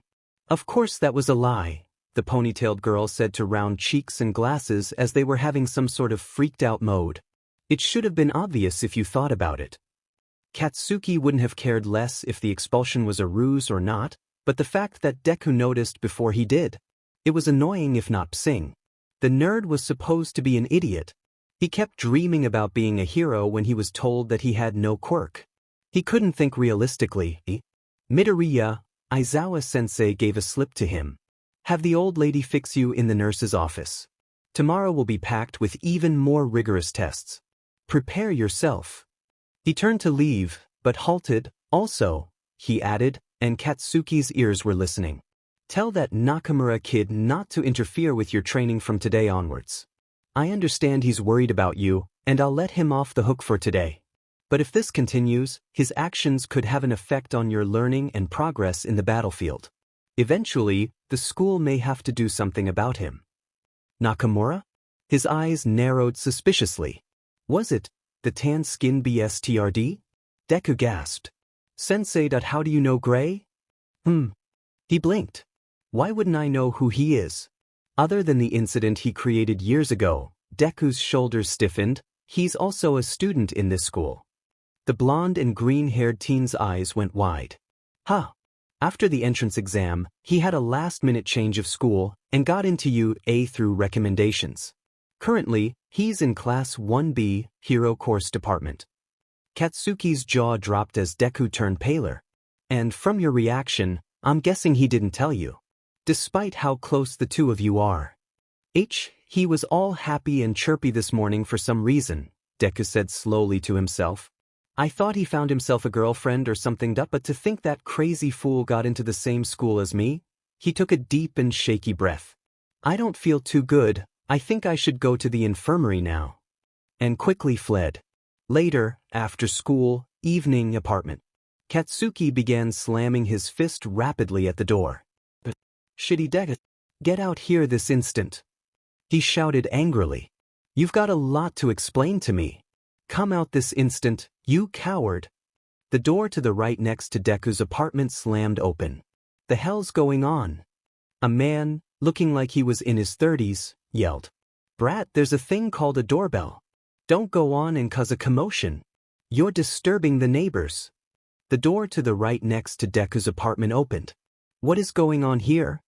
Some old woman asked, looking concerned. What's all this ruckus about? Oh. The old hag took a closer look at him. Katsuki-kun? Is that you? You've grown big. Katsuki blinked. Who are you, ma'am? Oh yes, I suppose it has been a while since we have last seen each other. Katsuki? The man frowned, contemplating. Oh wait, I vaguely remember a brat with spiky hair coming here to play with Mrs. Midoriya's kid a long time ago, but wasn't he a feral temperamental beast? A vein popped at his head. Huya Kalin beast, old man? Old man. I'm not a never mind, you're definitely that brat from that time. What brings you here, Katsuki-kun? Katsuki touched the back of his, trying to calm himself. I'm here for the zoo. Just needed to talk for all time's sake. He gritted the last part out, annoyed when the image of Deku wearing a skirt flashed in his mind before anything else. The women looked at him sadly while the other man went cautious. What the hell were those expressions? I'm sorry, Katsuki-kun, the woman said. I doubt you were aware of this, but the Midoriya family don't live in this building anymore. What? His eyes widened. The old hag touched her chin. It was probably 7 or 8 years ago, back when you and Inko's daughter, he went stiff. Daughter? Where I wasn't here to see them off as I was on vacation, but according to what I heard, She hesitated, looking away. To think something like that would happen here? What? It demanded. What the hell was going on? The man answered, his expression grimed. A villain broke into their home. The ash-haired blonde froze, his mind went blank. We weren't told why or how, but some villain attacked them and got Inko hospitalized. I think her daughter was severely injured too. Blunt trauma, they said. I overheard a rumor that someone had also died here that tragic night, the woman said to the man. I don't know who though. The man nodded, momentarily forgetting Katsuki was still there. Although that had never been officially confirmed. Anyhow, that rumor was pretty much the reason why no one wanted to rent their old place after they moved. Yo Brett, you okay? I'm fine, he snapped sharply, and swatted his hand away when he came close. I'll be leaving now. Thanks for telling. He turned and walked away fast. Katsuki's breathing went fast the moment he heard about the villain. He didn't know why his body was reacting strangely. His mind had experienced some sort of mild headache when they told him the news, and he wasn't sure why. There was some sort of pain in his chest too. But he couldn't deal with those now. There were too many thoughts running in his head. But the main ones were, how did I not know about this? What else are you hiding from me, Deku? Who are you, Deku? Her first day of school. Not bad. She actually came back alive, and didn't get beaten up by Katsuki, or is that something she had to be worried about later?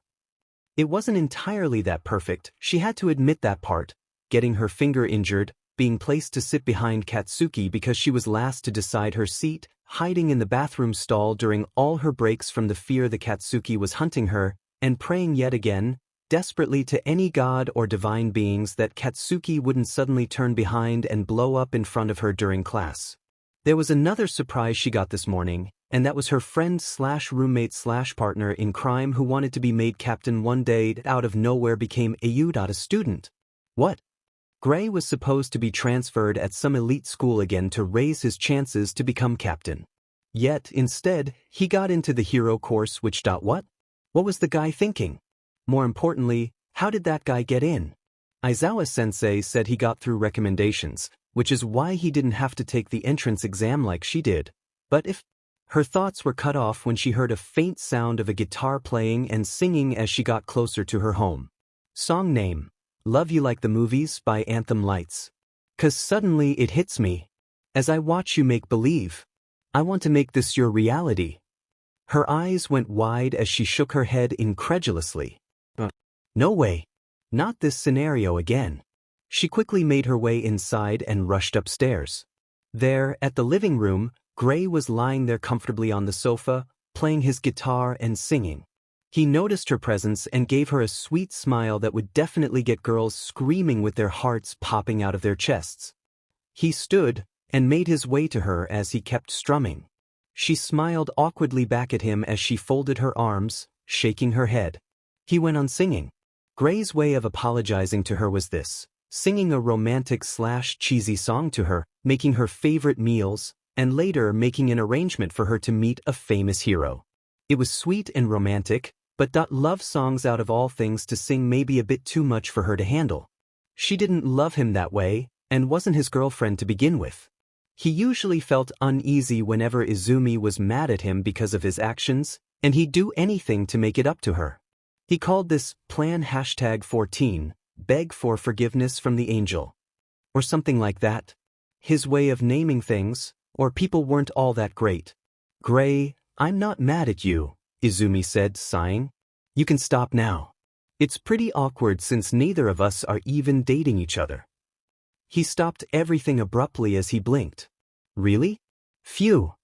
He snapped his finger and tossed his guitar like a trash bag into the golden void that appeared to his right side. And here I thought I was going to get murdered. Why would I murder you? The pause. Wait, so you're not mad that I got into you without much effort? And didn't tell you about it? Mad? It's more like a surprise. And I'm shocked. I thought you wanted to be made captain of the precinct. What happened to that? He rubbed his back, averting his eyes. Well, I thought I could give it a shot. I mean, true, being a hero not really my thing from before, but who knows? I may become the first hero who's also a police captain. Izumi raised her brow. Okay, it was clear that Gray didn't think this through and just wanted to attempt the hero course for kicks. Who recommended you? She asked. The principal, Nizu? He called me the same night you received your results. And wanted me to be in his school for some reason. And you accepted? He shrugged casually. Apparently he threatened the school I was going to go to and got them to transfer me to UA, so technically, I didn't have a choice. She gaped at him. Look, just leave it be. It's not like it's the end of the world. At that moment, both their phones rang at the same time. Seems like work is calling for us, Gray noted. You sure you don't want to skip? She quickly went towards her room to change into her work clothes. Gray, you know a dead body isn't going to solve its own murder case. That's our job. Next day, Izumi felt an intense chill in her spine from Katsuki's glare all morning. She wanted to run. She wanted to hide somewhere safe. He hadn't said a word to her all morning, and that didn't mean that was a good thing. He was always angry at her. He hated her. That was nothing new. However, this rage in his eyes, it surprised her. Normally he'd blow up whenever he's angry, but this time he's controlling his anger at her. For what? While Izumi thought about hiding again in the bathroom stalls during breaks, she hadn't realized that Katsuki wasn't the only boy who had his eyes on the green-haired girl. Later, Katsuki was fired up as he grinned. Combat? Izumi's eyes widened in horror. Training? You gotta be kidding me. And to go with that are these. All Might pointed at the gray cases displayed that had their seat number painted in green on the surface. Costumes made based on your quirk registration and requests you sent in before school started. Everyone gasped in excitement. Costume, she mumbled to herself, worried. Oh boy. Was it time for that already? After you change, gather in ground beta.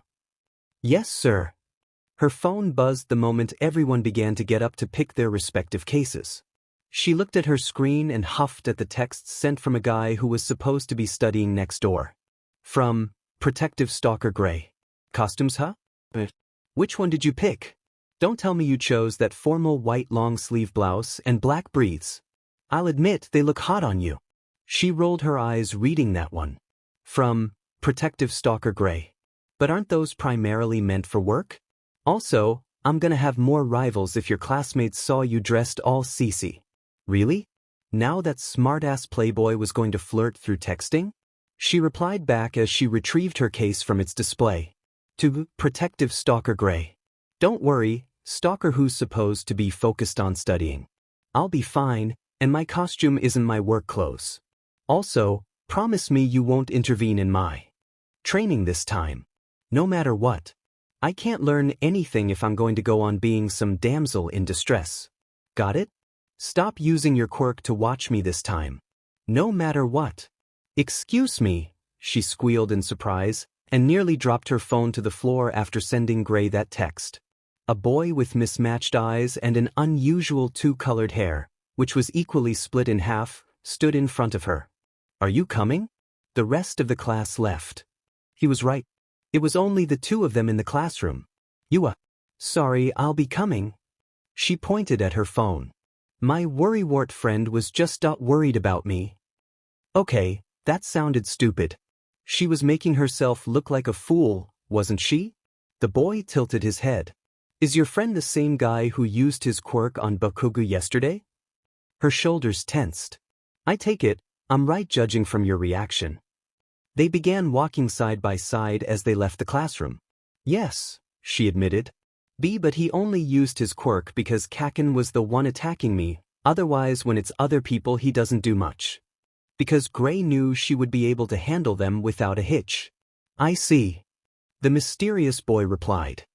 He was silent for a few heartbeats, as though he was contemplating something. Then, your friend is he a student? Yes, he's in the next class, Class 1B. So he's also in the hero course, the boy muttered to himself, but Izumi heard it. She played dumb. Did you say something? She asked innocently, smiling and her eyes blinking like she was confused. Why was he interested in Gray? Was Gray the reason this guy approached her out of nowhere? No, it's nothing, he brushed it off. One last thing. My father, he said. Father, with some spite, told me a student with a teleport quirk got into you. In the last minute through recommendations. He wasn't quite pleased as he claimed the boy caused some issues in the past.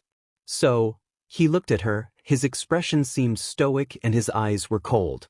She still wore that innocent/confused mask, hiding the skeptical look she wanted to show. What are you getting at? What are you after? Are you accusing Gray as a villain? What are you planning to do with the answer I give you? Those were the kind of questions she wanted to say, however that would damage her image. She wasn't a cop right now, and this wasn't a precinct. She couldn't wear a poker face here and interrogate as there were no enemies around her. She wanted to be true to herself and make more friends like Uraraka-san and Ilda-kun. If she acted tough right now, making friends and socializing would become harder, since she missed out in all of that most of her life due to being quirkless. True, Gray's reputation with some heroes wasn't that great because of the mistake he committed years ago, but Gray had changed back then. Izumi didn't know what this boy's deal was with Gray, but she couldn't just start making assumptions that he was going to be an enemy of her or Gray. So, did the person who recommended Nakamura overlook Nakamura's actions? Because he's strong? For now, she had to play safe. I'm not quite sure. She scratched her head. Gray told me it was the principal who recommended him into you. The boy looked startled and confused. I doubt the two ever met in person, plus, Gray wasn't really brought to this school willingly. So, Izumi-chan.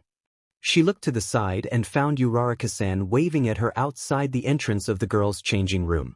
Come on. Uraraka-san. Were you waiting for me?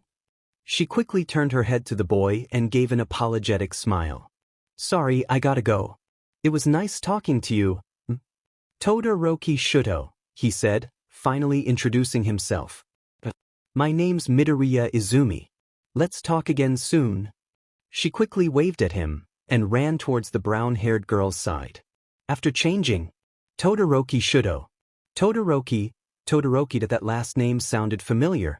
It was her mother who ordered her a jumpsuit when Izumi told her she'd gotten a quirk out of nowhere. She was smiling brightly and was greatly blessed when she finally could pursue her dream despite Izumi being motherless in the house for years. Midoriya Inko supported her daughter openly, and more than she ever did in the past. Izumi pulled her hood over her head, tucking her short green curls and examined herself in front of the mirror. The support department, what in the hell did they do? Her green jumpsuit was loose and the breathes were a bit baggy when she first tried them on. She did have the design changed slightly, and styled it to make it look less dull, like adding the antenna atop the hood to resemble All Might's hair. Now it was like, despite her body being covered, her body figure was completely seen as it was skin-tight. A V-neck? What the heck? She never designed her costume that way. Luckily, she wore her bandages around her chest that kept the unnecessary revealing skin covered. Izumi recalled the days where she temporarily modeled for a famous clothing brand back in middle school. She had her reasons and the designer said her body was perfect to be a model even though her BRSTS were flat-ish. It took quite a while to turn those offers down as they were persistent. Izumi's ears turned red. She looked like one of those models wearing tight jumpsuits. Thank God she didn't wear black, and that her jumpsuit wasn't made out of leather, otherwise she was sure Gray would have a reason to be worried about her clothes. It was hella embarrassing. Izumi-chan, your costume looks so cute. Ashido Mina praised. Perhaps a little bold too. She blushed. Thank you. Although, my jumpsuit ended up being a little skin-tight. And not really styled in a way I wanted it to be. Oh, I know. Uraraka-san agreed. The support department even made mine skin-tight, too. It's really embarrassing. I really like those bunny ears on your hood, Izumi-chan. Me too. Ashido chirped. I think both your costumes look amazing and cute, Ashido-san, Uraraka-san. She smiled brightly. Hagakure Toru came into the conversation. Your costume makes me want to take a picture. The bunny ears and tail look so cute. Hagakure-san, those aren't really ears and tie. She stopped herself midway and frowned. Tail? She looked behind her, and her jaws dropped. Tail. A bunny tail. A green fluffy-looking tail in the size of her fist was there, planted at the butt of her costume. What the hell? Izumi, could it be that you weren't opting for a CC rabbit look from the start? Jirukyuka said when she noticed the flabbergasted expression Izumi had on her face. CC rabbit look? It was never my intention. Why? Why would they put that there? God, this is embarrassing. There was a buzz from her phone. From Protective Stalker Gray. Sorry I didn't reply sooner. The Class 1B homeroom teacher is keeping a sharp eye on me for some reason. I think he doesn't like me. Anyway, I promise not to watch or interfere in your training this time. Good luck. Ground Beta. Todoroki's perspective. A rabbit, he blurted when he saw Midoriya with the other girls. She was hiding herself behind the other girls out of embarrassment. Her ears and face were scarlet. She looked cute, like a shy rabbit. Katsuki's perspective. He felt his face burning staring at the demon nerd. Yesterday's turn of events was already too much for him to handle. Finding out Deku was actually a girl, she had a quirk and wasn't quirkless, being told that the shitty nerd didn't live in their old apartment for years. Why didn't anyone tell him? And the villain attacked her home. He didn't ask the old hag or say anything to her about the Deku. He needed time to think. He wasn't sure whether he should be set at Deku for tricking him or question why he didn't know of the incident she faced when they were and now at this. Her costume was tight enough to see every curve and edge of her body that he gritted his teeth. The same slim body he overlooked over the years. It was clear that it had belonged to a female, yet how did he miss? He looked at her chest. Did she somehow get away cross-dressing because her BRSTs looked flat? When she turned her back to him as she talked to Round Face happily, she put the hood over her head. Then noticed that the ears and tail. Rabbit, he said to himself. That nerd wasn't planning on seducing villains, was she? Oh. His head whipped at the direction of a boy with purple ball stuff atop his head. He was ogling the sight of the girls in their costumes. Uraraka's costume skin tight. Nice. He looked in Deku's direction. A bunny, he drooled. A vein popped. He placed his hand on the BSRD's shoulder as he growled in a murderous voice, Oi, shorty pervert. Keep your hands to yourself. Touch my pet and I'll kill you now. What? Sorry, he ran off. The BSD had the nerve to stare at what was his. If there was another pervert who planned to do the same with his Izum. A sudden pain pierced his head. He grunted as he touched his forehead and nearly stumbled. What the hell? What was that? His eyes widened when he recalled his thoughts moments ago. He just called Deku his pet. He even displayed some sort of possessive behavior, and his blood boiled at the idea of someone else having eyes at what was his. What was going on with his mind? Deku wasn't his. Disgusting. The nerd could date or be with whoever she fucking wanted to be with. It didn't matter to him.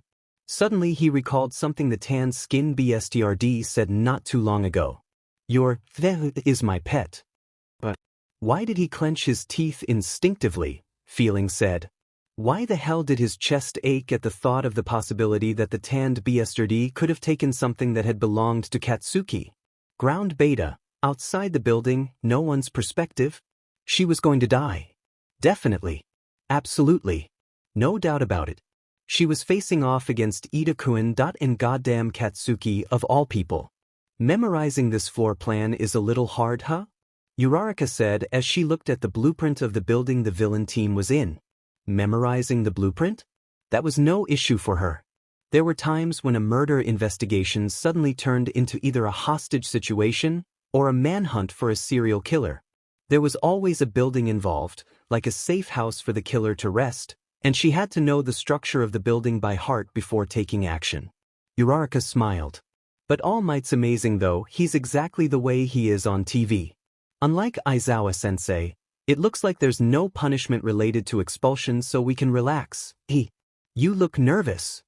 I must really be hated by the gods, Izumi said to herself bleakly, or maybe there is no god at all. Izumi-chan, why are you saying such things? She asked, concerned. Izumi smiled sweetly to her and said in a tone full of dread, because I know I'm going to be downright murdered by Kaken today. Izumi-chan. Your face and your words don't match. Please say your prayers for me, And quickly send me to Recovery Girl once the fight's over.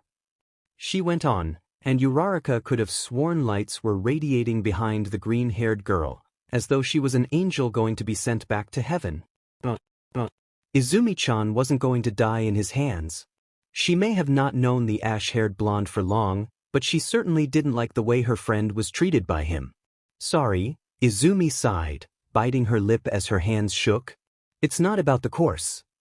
It's just we're going up against Kaken. Oh, I see. Bakugu's the one who makes fun of you, right? He is pretty scary. She hummed. He's amazing. Yeah, he's a piece of work and a major pain, but his goal, his confidence, his strength, his quirk, they're all so much better than mine. Izumi-chan. But that's why right now, she stood, slipping her face mask in place and narrowed her eyes on the building with a gulp. I can't lose to him this time. I won't lose to him. I can't have him perceive me as being useless and helpless. I want to change the image that's stuck in his head. Now let's start the indoor person-to-person combat training with Team A and Team D. Forwarding, late afternoon, at a bar near the precinct. May I ask why high schoolers are working as police officers? The newbie, who just joined the force last week, asked. His face looked confused and concerned. He saw a high school boy with tan skin and sharp golden eyes, accompanied by a girl with long flowing green hair and eyes, at a crime scene last night. The other officers stared at him, and the newbie was starting to wonder if he asked something wrong. Sansa Tamakawa liked his lips as he placed his glass down. Shirota Misono was your name, was it? He looked at him. Yeah, I understand if you're confused. That was the same kind of reaction I had a few years back. Few years back? He exclaimed. How long have they been cops? Officer Devil, aka Gray Nakamura, earned his badge at 11 that Officer Angel, aka Midoriya Izumi, got hers at both had been trained immensely by professional policemen for years before taking the exam. This really sounds surreal, the newbie noted, taking a shot. Maybe, but it's true, one of the officers said. But we admit, just because they're kids doesn't mean they perform their task idly, another added. Everything's efficient. Sansa purred as he rubbed his cat ears lightly. You can say that again. The number of murderers they caught these past years really increased our statistics. Especially the number of people who are wealthy enough to buy their way out of jail. It's remarkable. Did the General Commissioner really allow this? He asked. He sighed heavily when he recalled those days. At first, he was opposed to it. Nakamura has a record because of the incident he caused, and he could clearly tell that Midoriya-san wanted to be an officer in the first place so she could initiate her first step of her revenge. Shirota frowned. Revenge? A villain broke into her home. Her mother is still hospitalized, and her close friend was killed that night. She's still looking for that bastard. Oh, was all he said. Anyway, the Catman went on. Eventually the commissioner agreed after they passed those exams. He set certain conditions for those two to take this job early, and since then, kept their identities a secret from the public. Thus, Angel and Devil were born. What were those conditions? Boy, you sure ask a lot of questions. An arm was suddenly around his neck from a slightly drunk cop who sat next to him. Not that it's bad, but be sure not to ask these kinds of things in front of the kids. It's a little touchy for them. He took a shot and sighed. About those conditions, for Midoriya, she has to keep her job in utmost secrecy from her school and friends. The police don't need more questioning from nosy brats and people when we're trying to keep it low-key so that it wouldn't be heard by the wrong ears. Her second condition is that, unless it's related to work, she's prohibited from using her authority for any personal business. Even if she is a quirkless and people don't take her seriously, she has to stick to the rules. Shirota choked on his drink. He wiped his mouth with his sleeve. She's quirkless, he yelled, gaining unnecessary attention from other drinkers. But with one glance, her eyes looked so intimidating. I know, right? The arm around his neck was released as the officer refilled his glass. Leave our terrifying werewolf captain to personally train an innocent little Red Riding Hood, then boom. We got ourselves an ice queen who's equally terrifying. From what I hear, it seems she isn't quirkless anymore. Sansa said calmly. All the other cops who drank choked. They gaped at the Catman with dead silence. Apparently her quirk finally manifested a while back, and she got herself accepted into UA. Whoa, are you serious? The man beside Shirota demanded. Yudareha? That's great news for our little lady. He refilled his glass happily to drink. Sansa waited for the glass to touch the man's lips, then added, oh, and so did our little devil.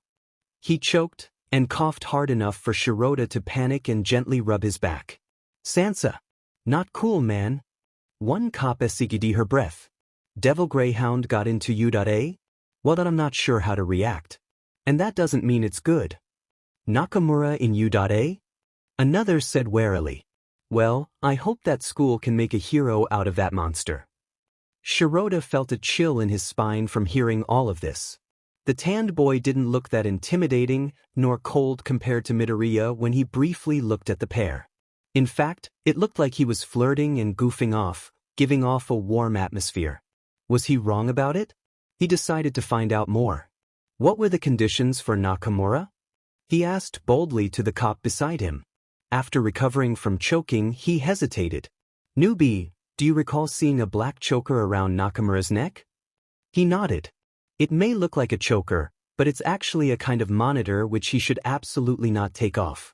After the incident he caused a few years back, which I will tell you later if you don't know, the General Commissioner and the Captain have to keep a close eye on him. That collar is also a kind of quirk cancellation. Sansa continued for the man. The boy has two quirks. One that involves teleporting, and the other is highly classified. We don't know what it is, and that proves how dangerous his second quirk is. The only time he can activate his second quirk is if he gets permission from the General Commissioner or the Captain, or a fingerprint scan from his father or Midoriya-san. A hand clapped on Shirota's shoulder. A word of advice from your senior, newbie. The guy next to him said seriously. He no longer looked drunk as it seemed that this entire conversation had kept him sober. If you want to be closer to them as co-workers, then I advise you to first befriend the angel. She may be a scary ice queen, but that's just a poker face mask she wears only during work. She's a much brighter child in person. Meanwhile, outside of the building of Yuda, Katsuki hadn't said a word after the fight ended. He lost against Izumi. He had no feeling of anger or resentment when her team were announced as winners. He was still trying to figure out some things, like his feelings were now a big mix of emotions that didn't have anger included. And the conversation they had during the fight, the things Izumi said to him. The way she looked at him in a lifeless sort of way. Kaken. How could you of all people say that to me when you were there that night? When you forgot everything about me, about us? How could I tell you when you keep forgetting me and leaving me behind, Kaken? Those words kept ringing in his head, even though it didn't make sense. What did she mean he was there that night? And forgetting her? She was a DMN nerd. How could he forget that DMN nerd's existence? She followed him wherever he went. It annoyed the hell out of him. So why did she yell that he was leaving her when she herself kept following? You really went and did it, huh? Kaken? He halted at his tracks. It wasn't Izumi. The voice was familiar, but it was deeper, and it annoyed him when he realized who it was. He looked ahead. From a distance, Gray Nakamura stood there with arms crossed, his back leaning against the pillar, as though the tanned boy had been waiting for him. His eyes looked sharper as he glared at the ash-haired blonde, full of hidden and maddening anger. A broken arm, and some burn marks on her skin that would leave scars. Have you still no feelings of remorse? Why didn't you interfere this time? Katsuki demanded. Were you enjoying the entertainment displayed for you to watch from somewhere? He replied, Izumi wanted me to pay attention to class this time and not interfere. I respect her wishes, so I did just that. However, he narrowed his eyes at him. If I had known that you, out of all people, were her opponent, I would have ignored it. Katsuki glared at the boy. What's Deku to you, tan skin?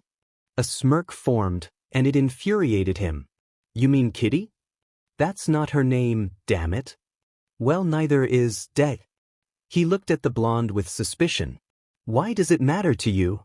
Deku said you two were childhood friends, but I have no ing recollection of seeing you in the past until 10 months ago. I don't know what your motive is to be around that shitty nerd, nor know how you know me like we're buddies of some kind. Gray chuckled. Are you worried I might be an enemy who would threaten you by taking Aizu away? He didn't know why, but Katsuki felt the cocky BSRD struck a nerve at him. Oi, I don't care if that nerd was dead. A tinge of pain was felt within him for saying that, but he ignored it. She's your pet, right? Another pain. Then for all I care, the two of you can run away and go die in a ditch somewhere. I was a stupid kid to let that shitty, annoying nerd be my friend. Associating myself with the nerd should have never happened he first place. Gray's cocky smile melted away as he stared at Katsuki with wide eyes. Was it you who planted the idea to trick me into her head? If that's so, then it makes sense why she's suddenly being bold and doing stupid shitty things recently. What other crazy foolhardy ideas did you fill her head with? To save me from the sludge villain? To apply to U.A? To become a hero? The tanned boy was silent as the wind rustled past them, his head looked down. Katsuki sneered. But Katsuki should have known better. He should have paid more attention to the pain in his chest that was screaming at him rather than be blind by anger. Meanwhile, back at the bar, the newbie gulped. Is Nakamura really that bad of a person for everyone to be wary of? He asked meekly. Holy shit, if that boy was dangerous, why did the commissioner allow him to take such a responsible job? It's not that he's bad. He has his own sense of justice and righteousness that doesn't break any laws. However, that he has another side of him. A darker side which rarely surfaces. He can become unpredictable if something were to happen to Midoriya. Basically, if you have some sort of resentment or grudge towards her, to the extent where you want to physically hurt her, then you're making that devil your enemy. Meanwhile, back at school, as I thought, you pissed me off. The atmosphere suddenly went colder and darker, enough to melt the smirk off of Katsuki's face. Gray snapped his fingers and suddenly plunged his right hand forward. A small portal in the size of a ball opened, and his hand went straight into the golden void. The other end of the void opened right in front of Katsuki, and so did Gray's hand. Gay. Katsuki choked when he felt the hand suddenly grab his neck fiercely. The fingers were digging into his skin. Katsuki unconsciousness gasped for air in a desperate manner. Both his hands gripped Gray's forearm, trying to release himself free. You know, the moment I first saw your photo, Gray said in a murderous tone as he looked up, his sharp golden eyes glowing from his darkened face, I immediately knew I would dislike you. Meanwhile, Sansa said to the newbie, in the first year on the force, they had a rough start, especially Midoriya-san. Some officers, disgusted, jealous, and angered that a quirkless child climbed certain ranks that had taken them years to reach, began to harass her and leave threats. Some didn't even hide their resentment towards her, and openly discriminated and ridiculed her in front of the other cops. But Midoriya-san said nothing and endured the harassment, not even telling the captain, her uncle. When they finally crossed the line, Nakamura got furious. Sansa stared at his empty glass when he recalled those days. Our little devil decided to take action in the shadows. He dug out their personal info that had dirt about them and exposed it to everyone. He not only humiliated them, but got people to turn against them. Furious at their situation, those scums decided to vent their anger out to Midoriya-san in front of everyone. But the twisted part was that it seemed that was Nakamura's objective all along. Shirota gasped. For those officers to openly attack a young girl? The Catman looked at him. For many grown men to attack a girl all at once gives a legitimate reason for him to openly fight against them, as it would be seen as defending and protecting a helpless fellow colleague. And the moment he landed a punch, things didn't end well for them. Sansa looked at the other cops.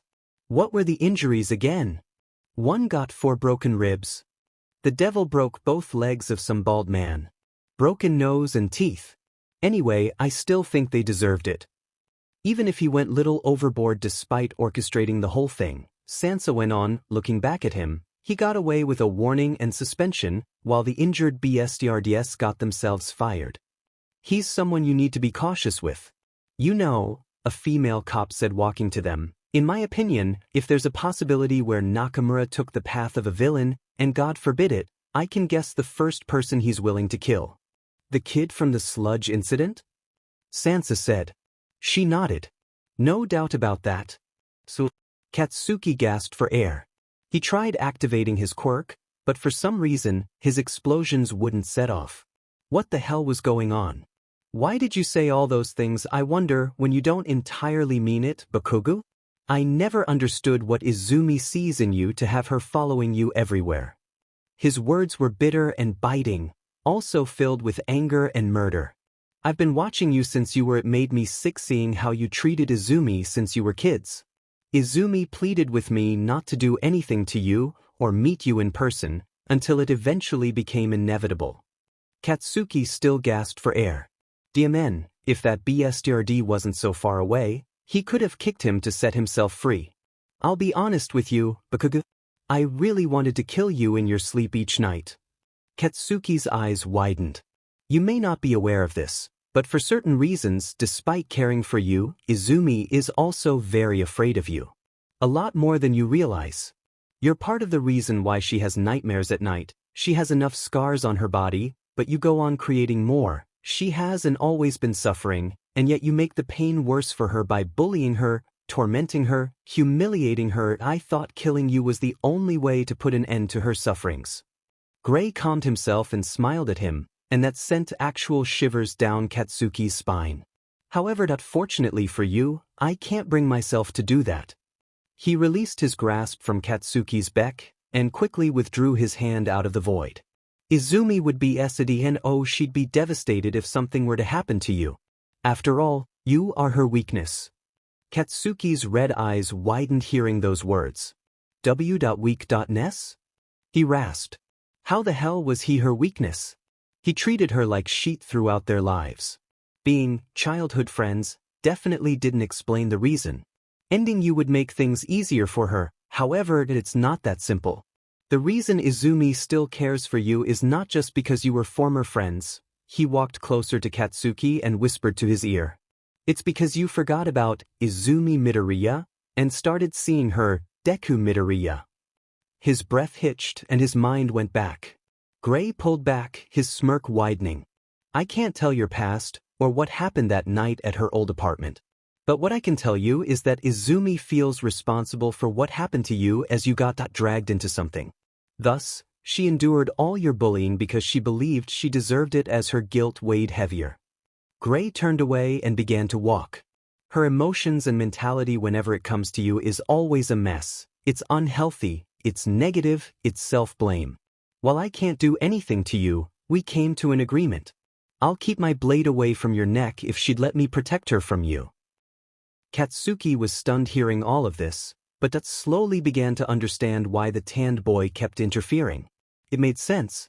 But at the same time, something didn't feel right. Meanwhile, Sansa contemplated as he handed his money to the bartender. I wonder. The newbie looked at him. Is something wrong? He wore his coat. The cat man began to walk out of the bar. The other followed. I know Midoriya-san and Nakamura were childhood friends, but I can't help but wonder if she was actually aware of the young boy's other true nature. I never once saw him display any sort of dark behavior in front of her, as he always smiled, flirted and goofed off. What makes you say that? Because she asked Nakamura to protect her from a boy who she claims is capable of being a monster, when the actual reality is that she sought protection from an actual monster himself. So, why would you go that far for her? Katsuki asked without thinking. It was like his mouth moved on its own, and the feeling in his chest was unsettling, and demanded to know more. Gray stopped, and said nothing for a few heartbeats, intensifying the silence. He looked over his shoulder at him, his yellow eyes glowed, but looked deadly and angry. Because unlike you, who discards her like trash, I treasure her very much. I really love her, you know? It was like the world stopped. And moved and stopped again. Katsuki stared and stared at him. He felt a pain in his head for some reason. This was wrong. This was wrong. This was wrong. Something was wrong. Izumi loved by someone. Wrong. Wrong. Wrong. But, what? By the way, Katsuki flinched when his thoughts suddenly snapped off. About that pet thing that I lied. I just wanted to see your reaction. In truth, Izumi doesn't like being someone's pet or being treated like a possession. What good does it do telling me this? He gritted out. Gray shrugged. I thought it was something you should know, considering the fact that Kitty was actually your former pet before you lost your memories. What? Bakugo, it's best if you forget about your past and not question Izumi about it. For both your sakes. He snapped his fingers. Nothing good would come out of it. Then Gray disappeared in the flash of golden lights. Kaken! A familiar voice screamed from a distance away behind him. He looked over his shoulder reluctantly. Deku! Earlier that day, inside Ground Beta, no one's perspective for now.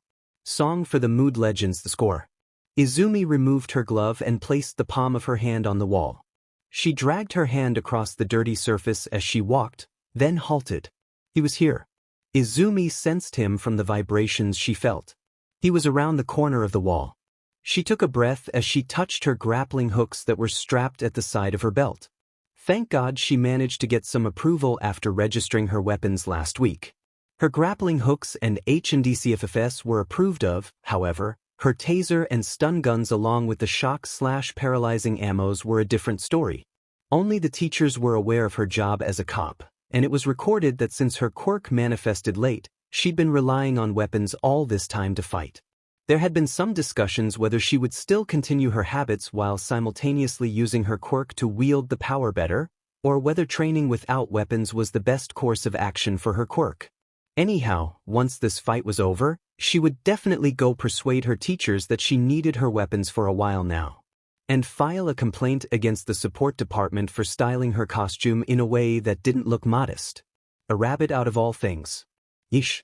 At least it wasn't cat-themed, otherwise that'd be a cruel joke that would give Gray a big laugh given that Kitty was a lot more than just a random nickname her friend gave to her. I still can't control one for all, so I can't use it against anyone. If I use that on someone, it'll kill them.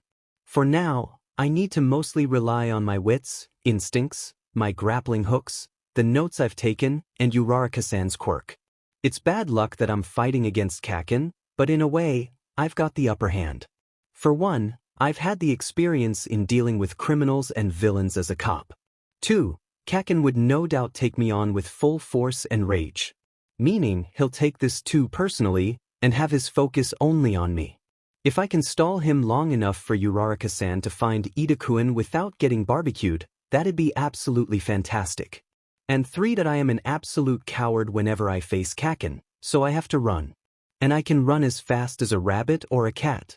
He'll be said, and I have to flee as my life may depend on it. Literally. With an intake of breath, she took a step forward, and Katsuki ambushed her, just like she predicted. Izumi gasped and shoved herself and Uraraka out of the way just as the explosive boy exploded into the wall, merely missing them. Uraraka-san, are you okay? She sat up, and the girl beside her gasped. Aizu-chan. Your costume? Half her hood was ripped from the explosions, and now her mouth guard was hanging loosely from her neck. It's just a scratch. Izumi assured her, her eyes fixed on her old childhood friend as the smoke cleared. Oi, don't bother dodging. He glared down at her, his red eyes were clear to see that he was enraged. She got up slowly, trying her best not to falter or tremble. I had a feeling you'd come after me. Good, he completely ignored Uraraka-san. He lunged at her, raising his fist as he smirked in a wicked way. I won't do so much damage to the extent where this fight will be stopped, but I'm gonna get close. Uraraka-san, like we discussed, she yelled. Please proceed with the plan. She went and threw herself at him, aiming for his right arm. She held it tight between her arms and body, then twisted her body as she threw Katsuki over her. Katsuki barely had time to register the fact that Izumi caught the arm he was going to attack her with, and his eyes went wide when he felt both his feet were no longer planted on the ground. The back of his body hit the concrete floor with a loud, painful impact. His lungs forced him to gasp. Uraraka gasped at the amazing scene she'd just witnessed, but remembered what Izumi told her a few heartbeats ago and began sprinting away from the two teens. Good luck, Aizu-chan. Izumi grinned that her friend had ran away. As Katsuki slowly sat up, and his rage building up more as well, he gritted his teeth as he looked over his shoulder at her. Deku, he growled. The useless, shitty nerd who was a damsel in distress in all his life, that was he wrong about it? Were these her true colors? She flinched, but did her best to keep her composure. She didn't have anything to say to him now, and given that she just wounded his pride and humiliated him without using her quirk, this was her cue to run. She quickly turned and did just that, sprinting to the other direction. Her heart began rapidly beating. Come back here, Deku. He yelled as he began chasing after her. He's being cautious now. After he realized I predicted his movements, I can't get close to him anymore. I need to hide and bide my time. Until Uraraka-san finds Ida-kun, I have to stall him. Katsuki lost her somewhere in the concrete labyrinth. Each turn he took, each room he blasted open, there were still no signs of her, or any sounds of her movements. The anger within him began to boil more as he yelled in rage, his voice echoing. Hey! You tricked me, didn't you? Disguising yourself as a man, hiding that tan skin beauty as he backed you up from the shadows, holding back your true ability from me. Was it fun tricking me all this time? Izumi gasped, hearing his sudden outburst as she continued to run. Huh? You've got a flashy quirk there, don't you? Try and get me. 'Cause I'm better than you. Multiple small explosions set off from his palms as he gritted his teeth. Izumi's perspective? Izumi had many things to say to him. She didn't mean to trick him, she had no intention doing so in the first place, much less making fun of him. But it had to be done. It was inevitable. And when it comes to hiding her secrets, it was undeniable that she'd been pretty good at it due to her training as a cop. She didn't exactly understand why he was so angry at her about Gray. She thought he wouldn't really care, and considered Gray as an extra who was an idiot to be friends with a loser. But she wasn't exactly hiding Gray from him. She was avoiding Katsuki to meet with Gray. Gray hated Katsuki because of the ill treatment and bullying she'd received from the ash-haired blonde boy, even though they never met until recently. Gray would probably blackmail him, humiliate him, torment him in public, just like he did before with those corrupt officers who harassed her a few years back. She never really knew what happened to them because they knocked her out when they attacked her openly. When she returned to work after recovering a week later, and asked what happened after she passed out, her colleagues seemed uncomfortable and wary, and simply told her her uncle fired them before running off. She didn't know what Gray did after she passed out, but decided to forget about it as it was such a hassle getting answers from that playboy. Back to her situation, she was on the second floor now. She breathed heavily as she crouched down to rest. She was right, and her strategy seemed to have been more successful than expected. Katsuki was chasing her down. And acting wild on his own, not cooperating with his partner. Having an unbalanced team was a major flaw when carrying out a mission. She knew that from training. If one person acted out on his own without following the plan or being uncooperative, then the entire team gets dragged behind. This was good. If she can keep this up without getting killed, then... Izumi-chan. Uraraka's voice buzzed from the communication device she had in her ear. Uraraka-san. Ida-kun found me, I'm sorry, she said, and Izumi could have sworn she heard laughter from behind, as though it was a villain's laugh. Was Ida trying to impersonate a criminal? Anyway, she'd more or less predicted this would happen, given that Ida was sharp and quick to react, while Uraraka was the opposite. It seems that Phase 1 ended, now they could proceed with Phase 2. Now that Uraraka found the weapon, Izumi doesn't have to stall Katsuki any longer. She had to be there with her friend. Where are you? The middle of the 5th floor. Almost directly above. She looked at the ceiling. We probably don't have much time either. She stood, and she pulled out the capture tape she'd been given earlier. I can't lose this fight. Izumi's eyes widened when she sensed Katsuki behind her from a distance. She gasped as she jumped. And God, he looked sad. Deku. She whimpered in response. She was dead. Kaken. Her lips wobbled as she said his name like a squeak. Why won't you use your quirk? He demanded as he got closer. Are you saying you can win even if you don't use it? God, he sounded so murderous in a low voice. Are you underestimating me? Her hands were shaking badly while her body trembled. He appeared much quicker than she expected. The capture tape was no use to her. She can't retrain him with it as he'll just burn them to ash. What should she do now? She couldn't stall him anymore. She needed some kind of decoy or distraction to make him look the other way. But what? She willingly used herself as a decoy and now he caught her. She needed to run without him catching up too quickly. With your stalking, you probably know. He raised his gauntlet and pointed it at her. She gasped. But every part of her body screamed at her to do so, and she did without knowing why. She began sprinting towards the window that was at the end of the hallway. She knew that there was something strange about Katsuki's gauntlets. For one thing, they looked too big and heavy to move around freely. It would slow his agility. But for the fact that he still carried those things, and given that this is Katsuki she was talking about, that would mean it was dangerous. Running, are you? She heard him roar behind her, but she didn't hear any footsteps chasing after her. Well, it's no use. My quirk, explosion, lets me secrete nitroglycerin-like sweat from the sweat glands on the palm of my hand. And make it explode. If they made this the way I asked, then these gauntlets will store the nitroglycerin inside them and…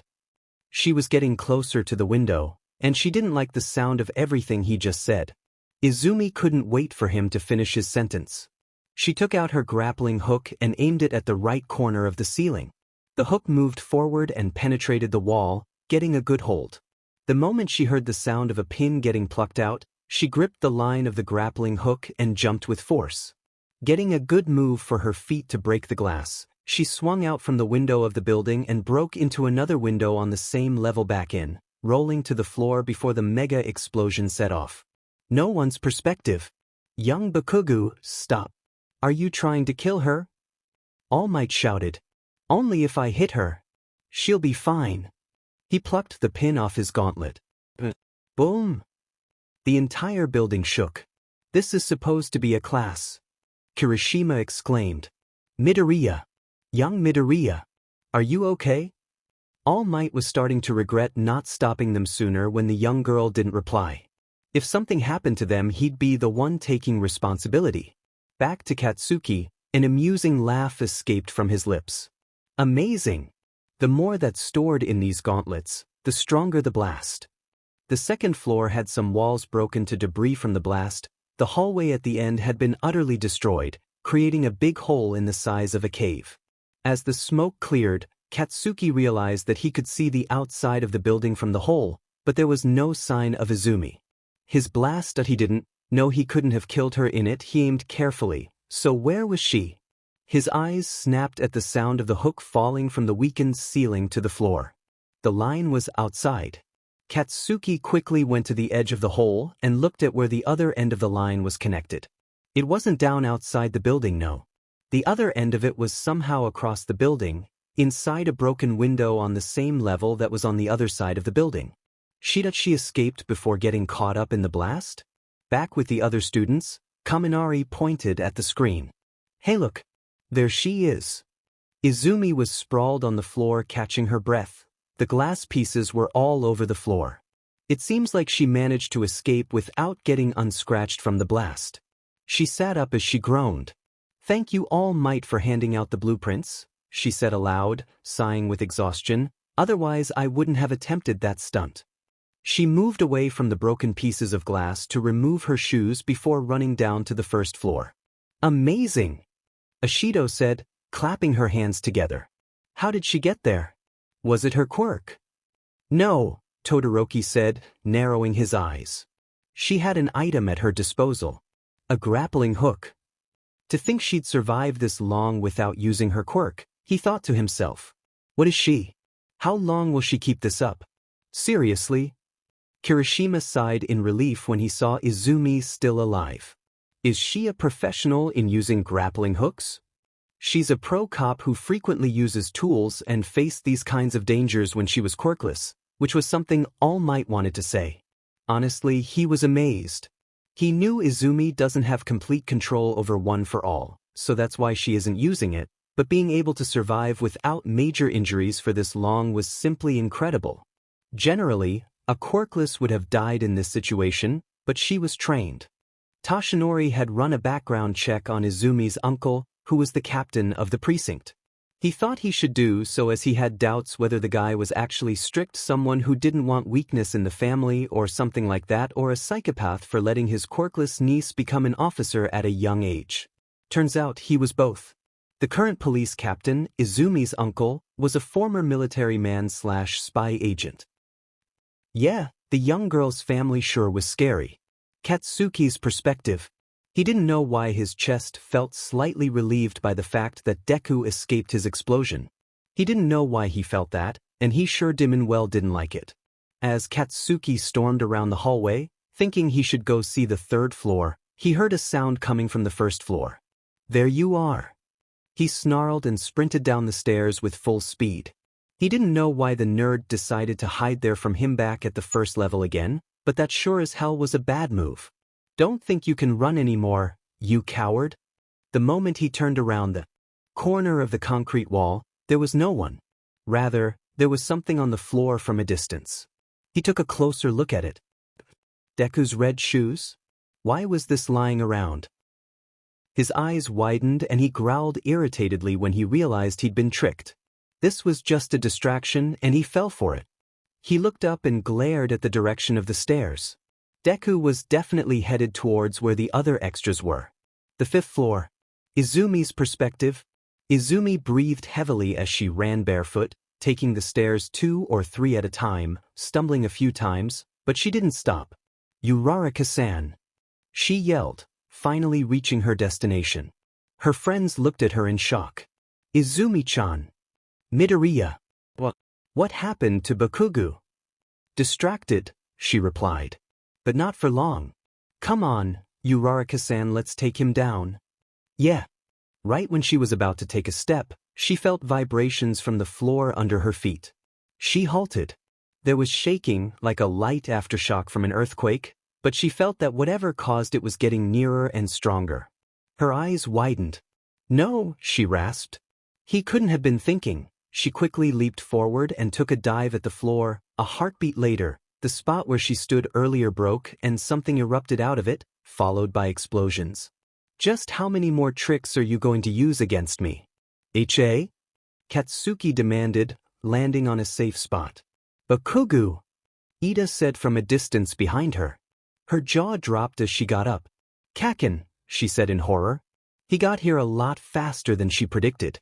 Did he break through several concrete floors rather than use the stairs just to get up here? He was getting more enraged and desperate just to get to her. This wasn't good. With Ida here along with him, they would lose. She turned to run, but Katsuki was faster. "Oh no, you don't." He used his explosions to fly to her. "Here's your favorite right swing." He swung his arm, letting his gauntlet hit hard on the right side of her body. She gasped as the impact sent her off her feet before stumbling forward. "Deku!" He harshly grabbed her arm and swung her. "You are." He threw her down to the concrete floor. Her back had hit it with so much impact, she felt her lungs had pushed her to gasp. "Below me." "Gah! This is bad.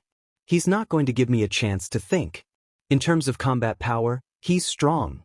I have no choice but to use it." "Izumi!" Uraraka screamed. Oddly enough though, when he hit her and threw her down, she didn't feel any pain. It was just the impact that shook her bones, and she felt them vibrating a bit as her vision was unfocused. She struggled to get up as she breathed heavily. "I'm fine. Please stick to the plan." She stumbled as she retreated a few steps away from him, keeping distance. "Why?" Katsuki growled as he started walking forward. "Why won't you use your quirk? Are you underestimating me? You've been like this ever since we were kids. Have you been underestimating me like that since then, you BC? That's not it. You know, I went to your apartment yesterday."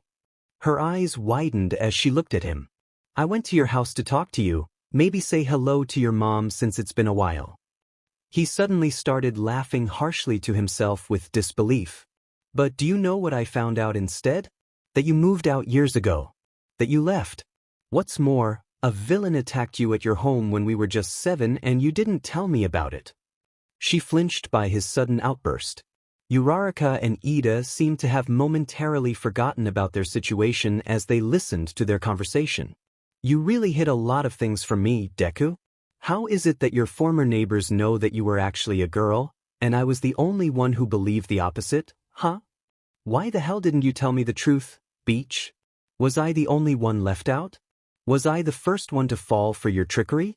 Did you use me, stick by me all these years so that you could backstab me one day to kill me from the inside or something? How did he come to that conclusion? Kaken. No, that's not. I don't know why you went on lying and tricking people, but whatever sick reason it is, you definitely should have died that night the villain attacked you rather than play this game with me. Take a swan dive off the roof. Her breath hitched when she recalled what he'd told her back in middle school. He wanted her dead. He doesn't care about her. Katsuki flinched by the sight of her expression when she looked at him. Don't look at me like that, you shitty nerd. The moment he moved, she did too without much thought. The two teens leapt forward at the same time, raising their fists. There's still no way I can beat you one-on-one. But when Izumi was sure they were close enough, she'd shot out her left arm to grab his right palm harshly, taking direct damage from his explosions. Katsuki gasped, shocked at what she'd just done. While she still had seconds before Katsuki could react, she still held his hand tightly as she twisted her body to face Uraraka and Ida's direction before punching the ground with her right fist, angling and trying to control the power in a way that didn't destroy the whole floor. Smash! A huge explosion took place as the building shook once again. Smoke surrounded the two of them, but the green-haired girl didn't care about that. Izumi hoped her plan worked. It was more or less half-baked, and she didn't imagine that she'd go and take Katsuki's explosions willingly just to throw him off.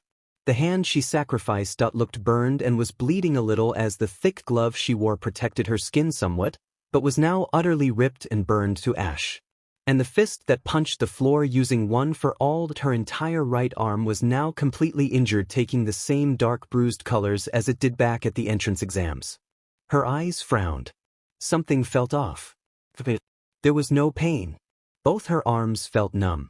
Weapon retrieved, she heard Uraraka say from a distance. No. The weapon. Ida wailed. Hero team wins. Izumi sighed heavily. They won. But that somehow, winning against him didn't at all feel that satisfying because the words he said earlier was bothering her. The damaged and burnt hand still held his, and she gripped it tighter unconsciously as she felt so angry and hurt. Katsuki's perspective. Song for Mood, Undusana Nielsen. Or, Strangers Again Against the Current. Whatever you seem fit, I like both. The ash-haired blonde froze when he looked at round face hugging the weapon, and four eyes moving around in a panic state. They lost. They lost. He lost. Against Deku. That shitty nerd won against him. That's what, from the start you were, he gritted his teeth as he forced himself to look at her when he felt his right hand being held tight. He didn't even realize she was still holding him. You piece of... I wasn't going to use it, she interjected. Her head was down, refusing to look at his eyes. Because my body can't handle the impact. Aizawa-sensei said so, too, but this was all. I could think of to beat you. She got up before loosening and releasing her grip on him. He felt a sharp pain on his cheek, it stung like hell. He looked at her incredulously. Did you just slap me? He was about to lose his cool again. As their eyes met, he flinched at the way her eyes looked at him. They weren't bright like they usually were, rather, they looked dead and tired. Kaken, he said, sounding so lifeless. I wanted to beat you, I wanted to win. You are the most amazing guy I ever met since we were kids. I never once wanted to belittle you, I wanted to win so I can surpass you. But why? She shook her head, taking a couple steps away from him, and all he could do was stare. But, Kaken, how could you of all people say that to me when you were there that night? When you forgot everything about me, about us? How could I tell you when you keep forgetting me, and leaving me behind, Kaken? She screamed those words at him as the waterworks started. Yes, I tricked you. Yes, I lied about my identity to you, but I really look like someone who did it for kicks and funs. Is that the kind of person you think I am? You should know better, we have been friends since childhood. He said nothing as he continued to stare. His head was mildly hurting again while the pain in his chest began to hurt. She lowered her hand and laughed softly to herself. What am I saying? You never considered me as a friend maybe at first when we met, but gradually a possession that had to act SBMSSV, then you left me behind like I was trash as you forgot about my true existence. Honestly, you always just do what you want without ever considering me, or your surroundings. She turned around, showing her back at him. I didn't want to lie. But it had to be done as you kept forgetting over and over again. I got tired of it. I'm sick of doing things for your sake now. I don't want to lie. I don't want to pretend to be someone I never was. I don't want to be your useless, helpless, quirkless Deku anymore. After wiping her tears, she looked at him over her shoulder, glaring at him. So that's some truth. Just take it and be satisfied. Or forget it like you always do. And if you don't like it, too bad. I'm not telling you any more than this, so just SCK it up and accept your reality as I did with mine a long time ago. This was the first time he'd seen her snap at him, her words full of bite, and this was probably the first time Katsuki was utterly speechless and didn't reply with anger this time. No one's perspective. Aizu-chan. Uraraka quickly ran to her friend when the dust and smoke cleared. She could see shadowy figures at first, then saw the green-haired girl saying something to Katsuki, turning her back at him. Telling you any more than this, so just SCK it up and accept your reality as I did with mine a long time ago. Uraraka frowned. Did they have an argument? Izumi's injuries, especially her arms, looked pretty bad and bloody. Even if she's able to stand and walk a bit, Uraraka would have to help her friend as promised. She froze when her eyes moved to the lower portion of her body. Aizen, her voice trembled as the blood drained from her face. Izumi noticed her friend's presence and forced a smile, like she didn't just cry.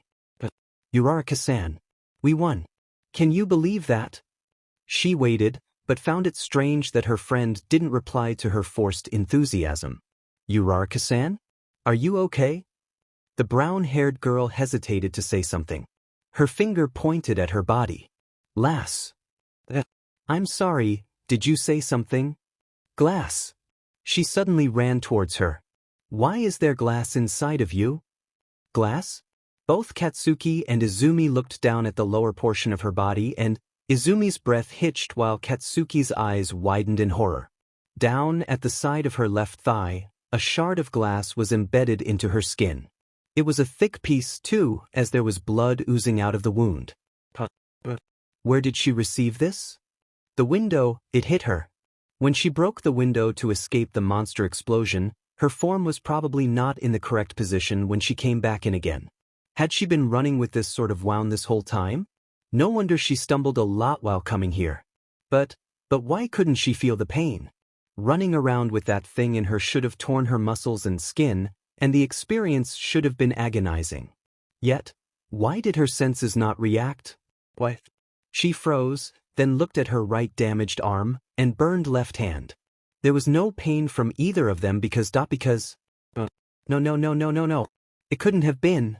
Izumi immediately grabbed hold of the side of the glass that poked out of her skin and pulled it out hastily, throwing the object to the floor. Now more blood seemed to be sipping out of the wound. What the? Aizu, what are you doing? Izumi didn't bother replying. She still felt nothing. CIP. Her body was experiencing CIP right now. God, she should have seen the signs. She should have been more attentive to her senses. It explained everything, why her body felt numb from all the injuries she'd received, why her feet and hands didn't register the cold surface of the concrete walls and floor. But, Baka! Katsuki grabbed her wrist. What did you just do? You made it worse just yanking it off like that. What are you? He stopped himself when he noticed Izumi breathing fast, her face paling. Deku. No pain, she muttered to herself, but they heard it anyway. How? I knew that was happening today, and I had my medicines this morning. So how can this be? How was the dosage? Do I have to increase it again? She was panicking. Not only did one of the symptoms of her sickness have to pick the wrong timing, but Katsuki, her classmates would know about her sickness, this weakness. Her knees felt weak and she lost balance. Katsuki's instincts went on high alert and immediately threw his arms in front, catching the girl. He caught me, Izumi thought. But wait, no, he's going to realize it's a mistake and drop her down to the floor. He hated her. There was no doubt about it. She closed her eyes and braced herself, but he didn't let go. But she thought, why is he touching her? Why isn't he letting her go? His memories couldn't have been restored, right? Katsuki, meanwhile, wondered why his body just moved on its own. This wasn't like him, but every muscle in his body didn't want to let her go. Didn't want her to get hurt anymore. His chest was hurting badly. Was this guilt? This was all his fault to begin with. She was in this state because of him. Suddenly, a portal with golden light appeared in front of the recovery girl appeared from the golden void. Midoriya-san, please don't act so reckless now. Relax while the medbods take to my infirmary. Recovery girl? Izumi rasped. The medbods appeared from the portal, carrying a stretcher. Recovery girl? Uraraka questioned. How did you? A student from class 1B suddenly came to my office, stating this girl's current condition. The old lady explained. He probably headed back to class now, but was kind enough to use his quirk to give me a shortcut. Katsuki clicked his tongue, hearing that the tanned Bikuri was butting in again. He was annoyed. Said, angered. But Kugu, his attention snapped to the old nurse.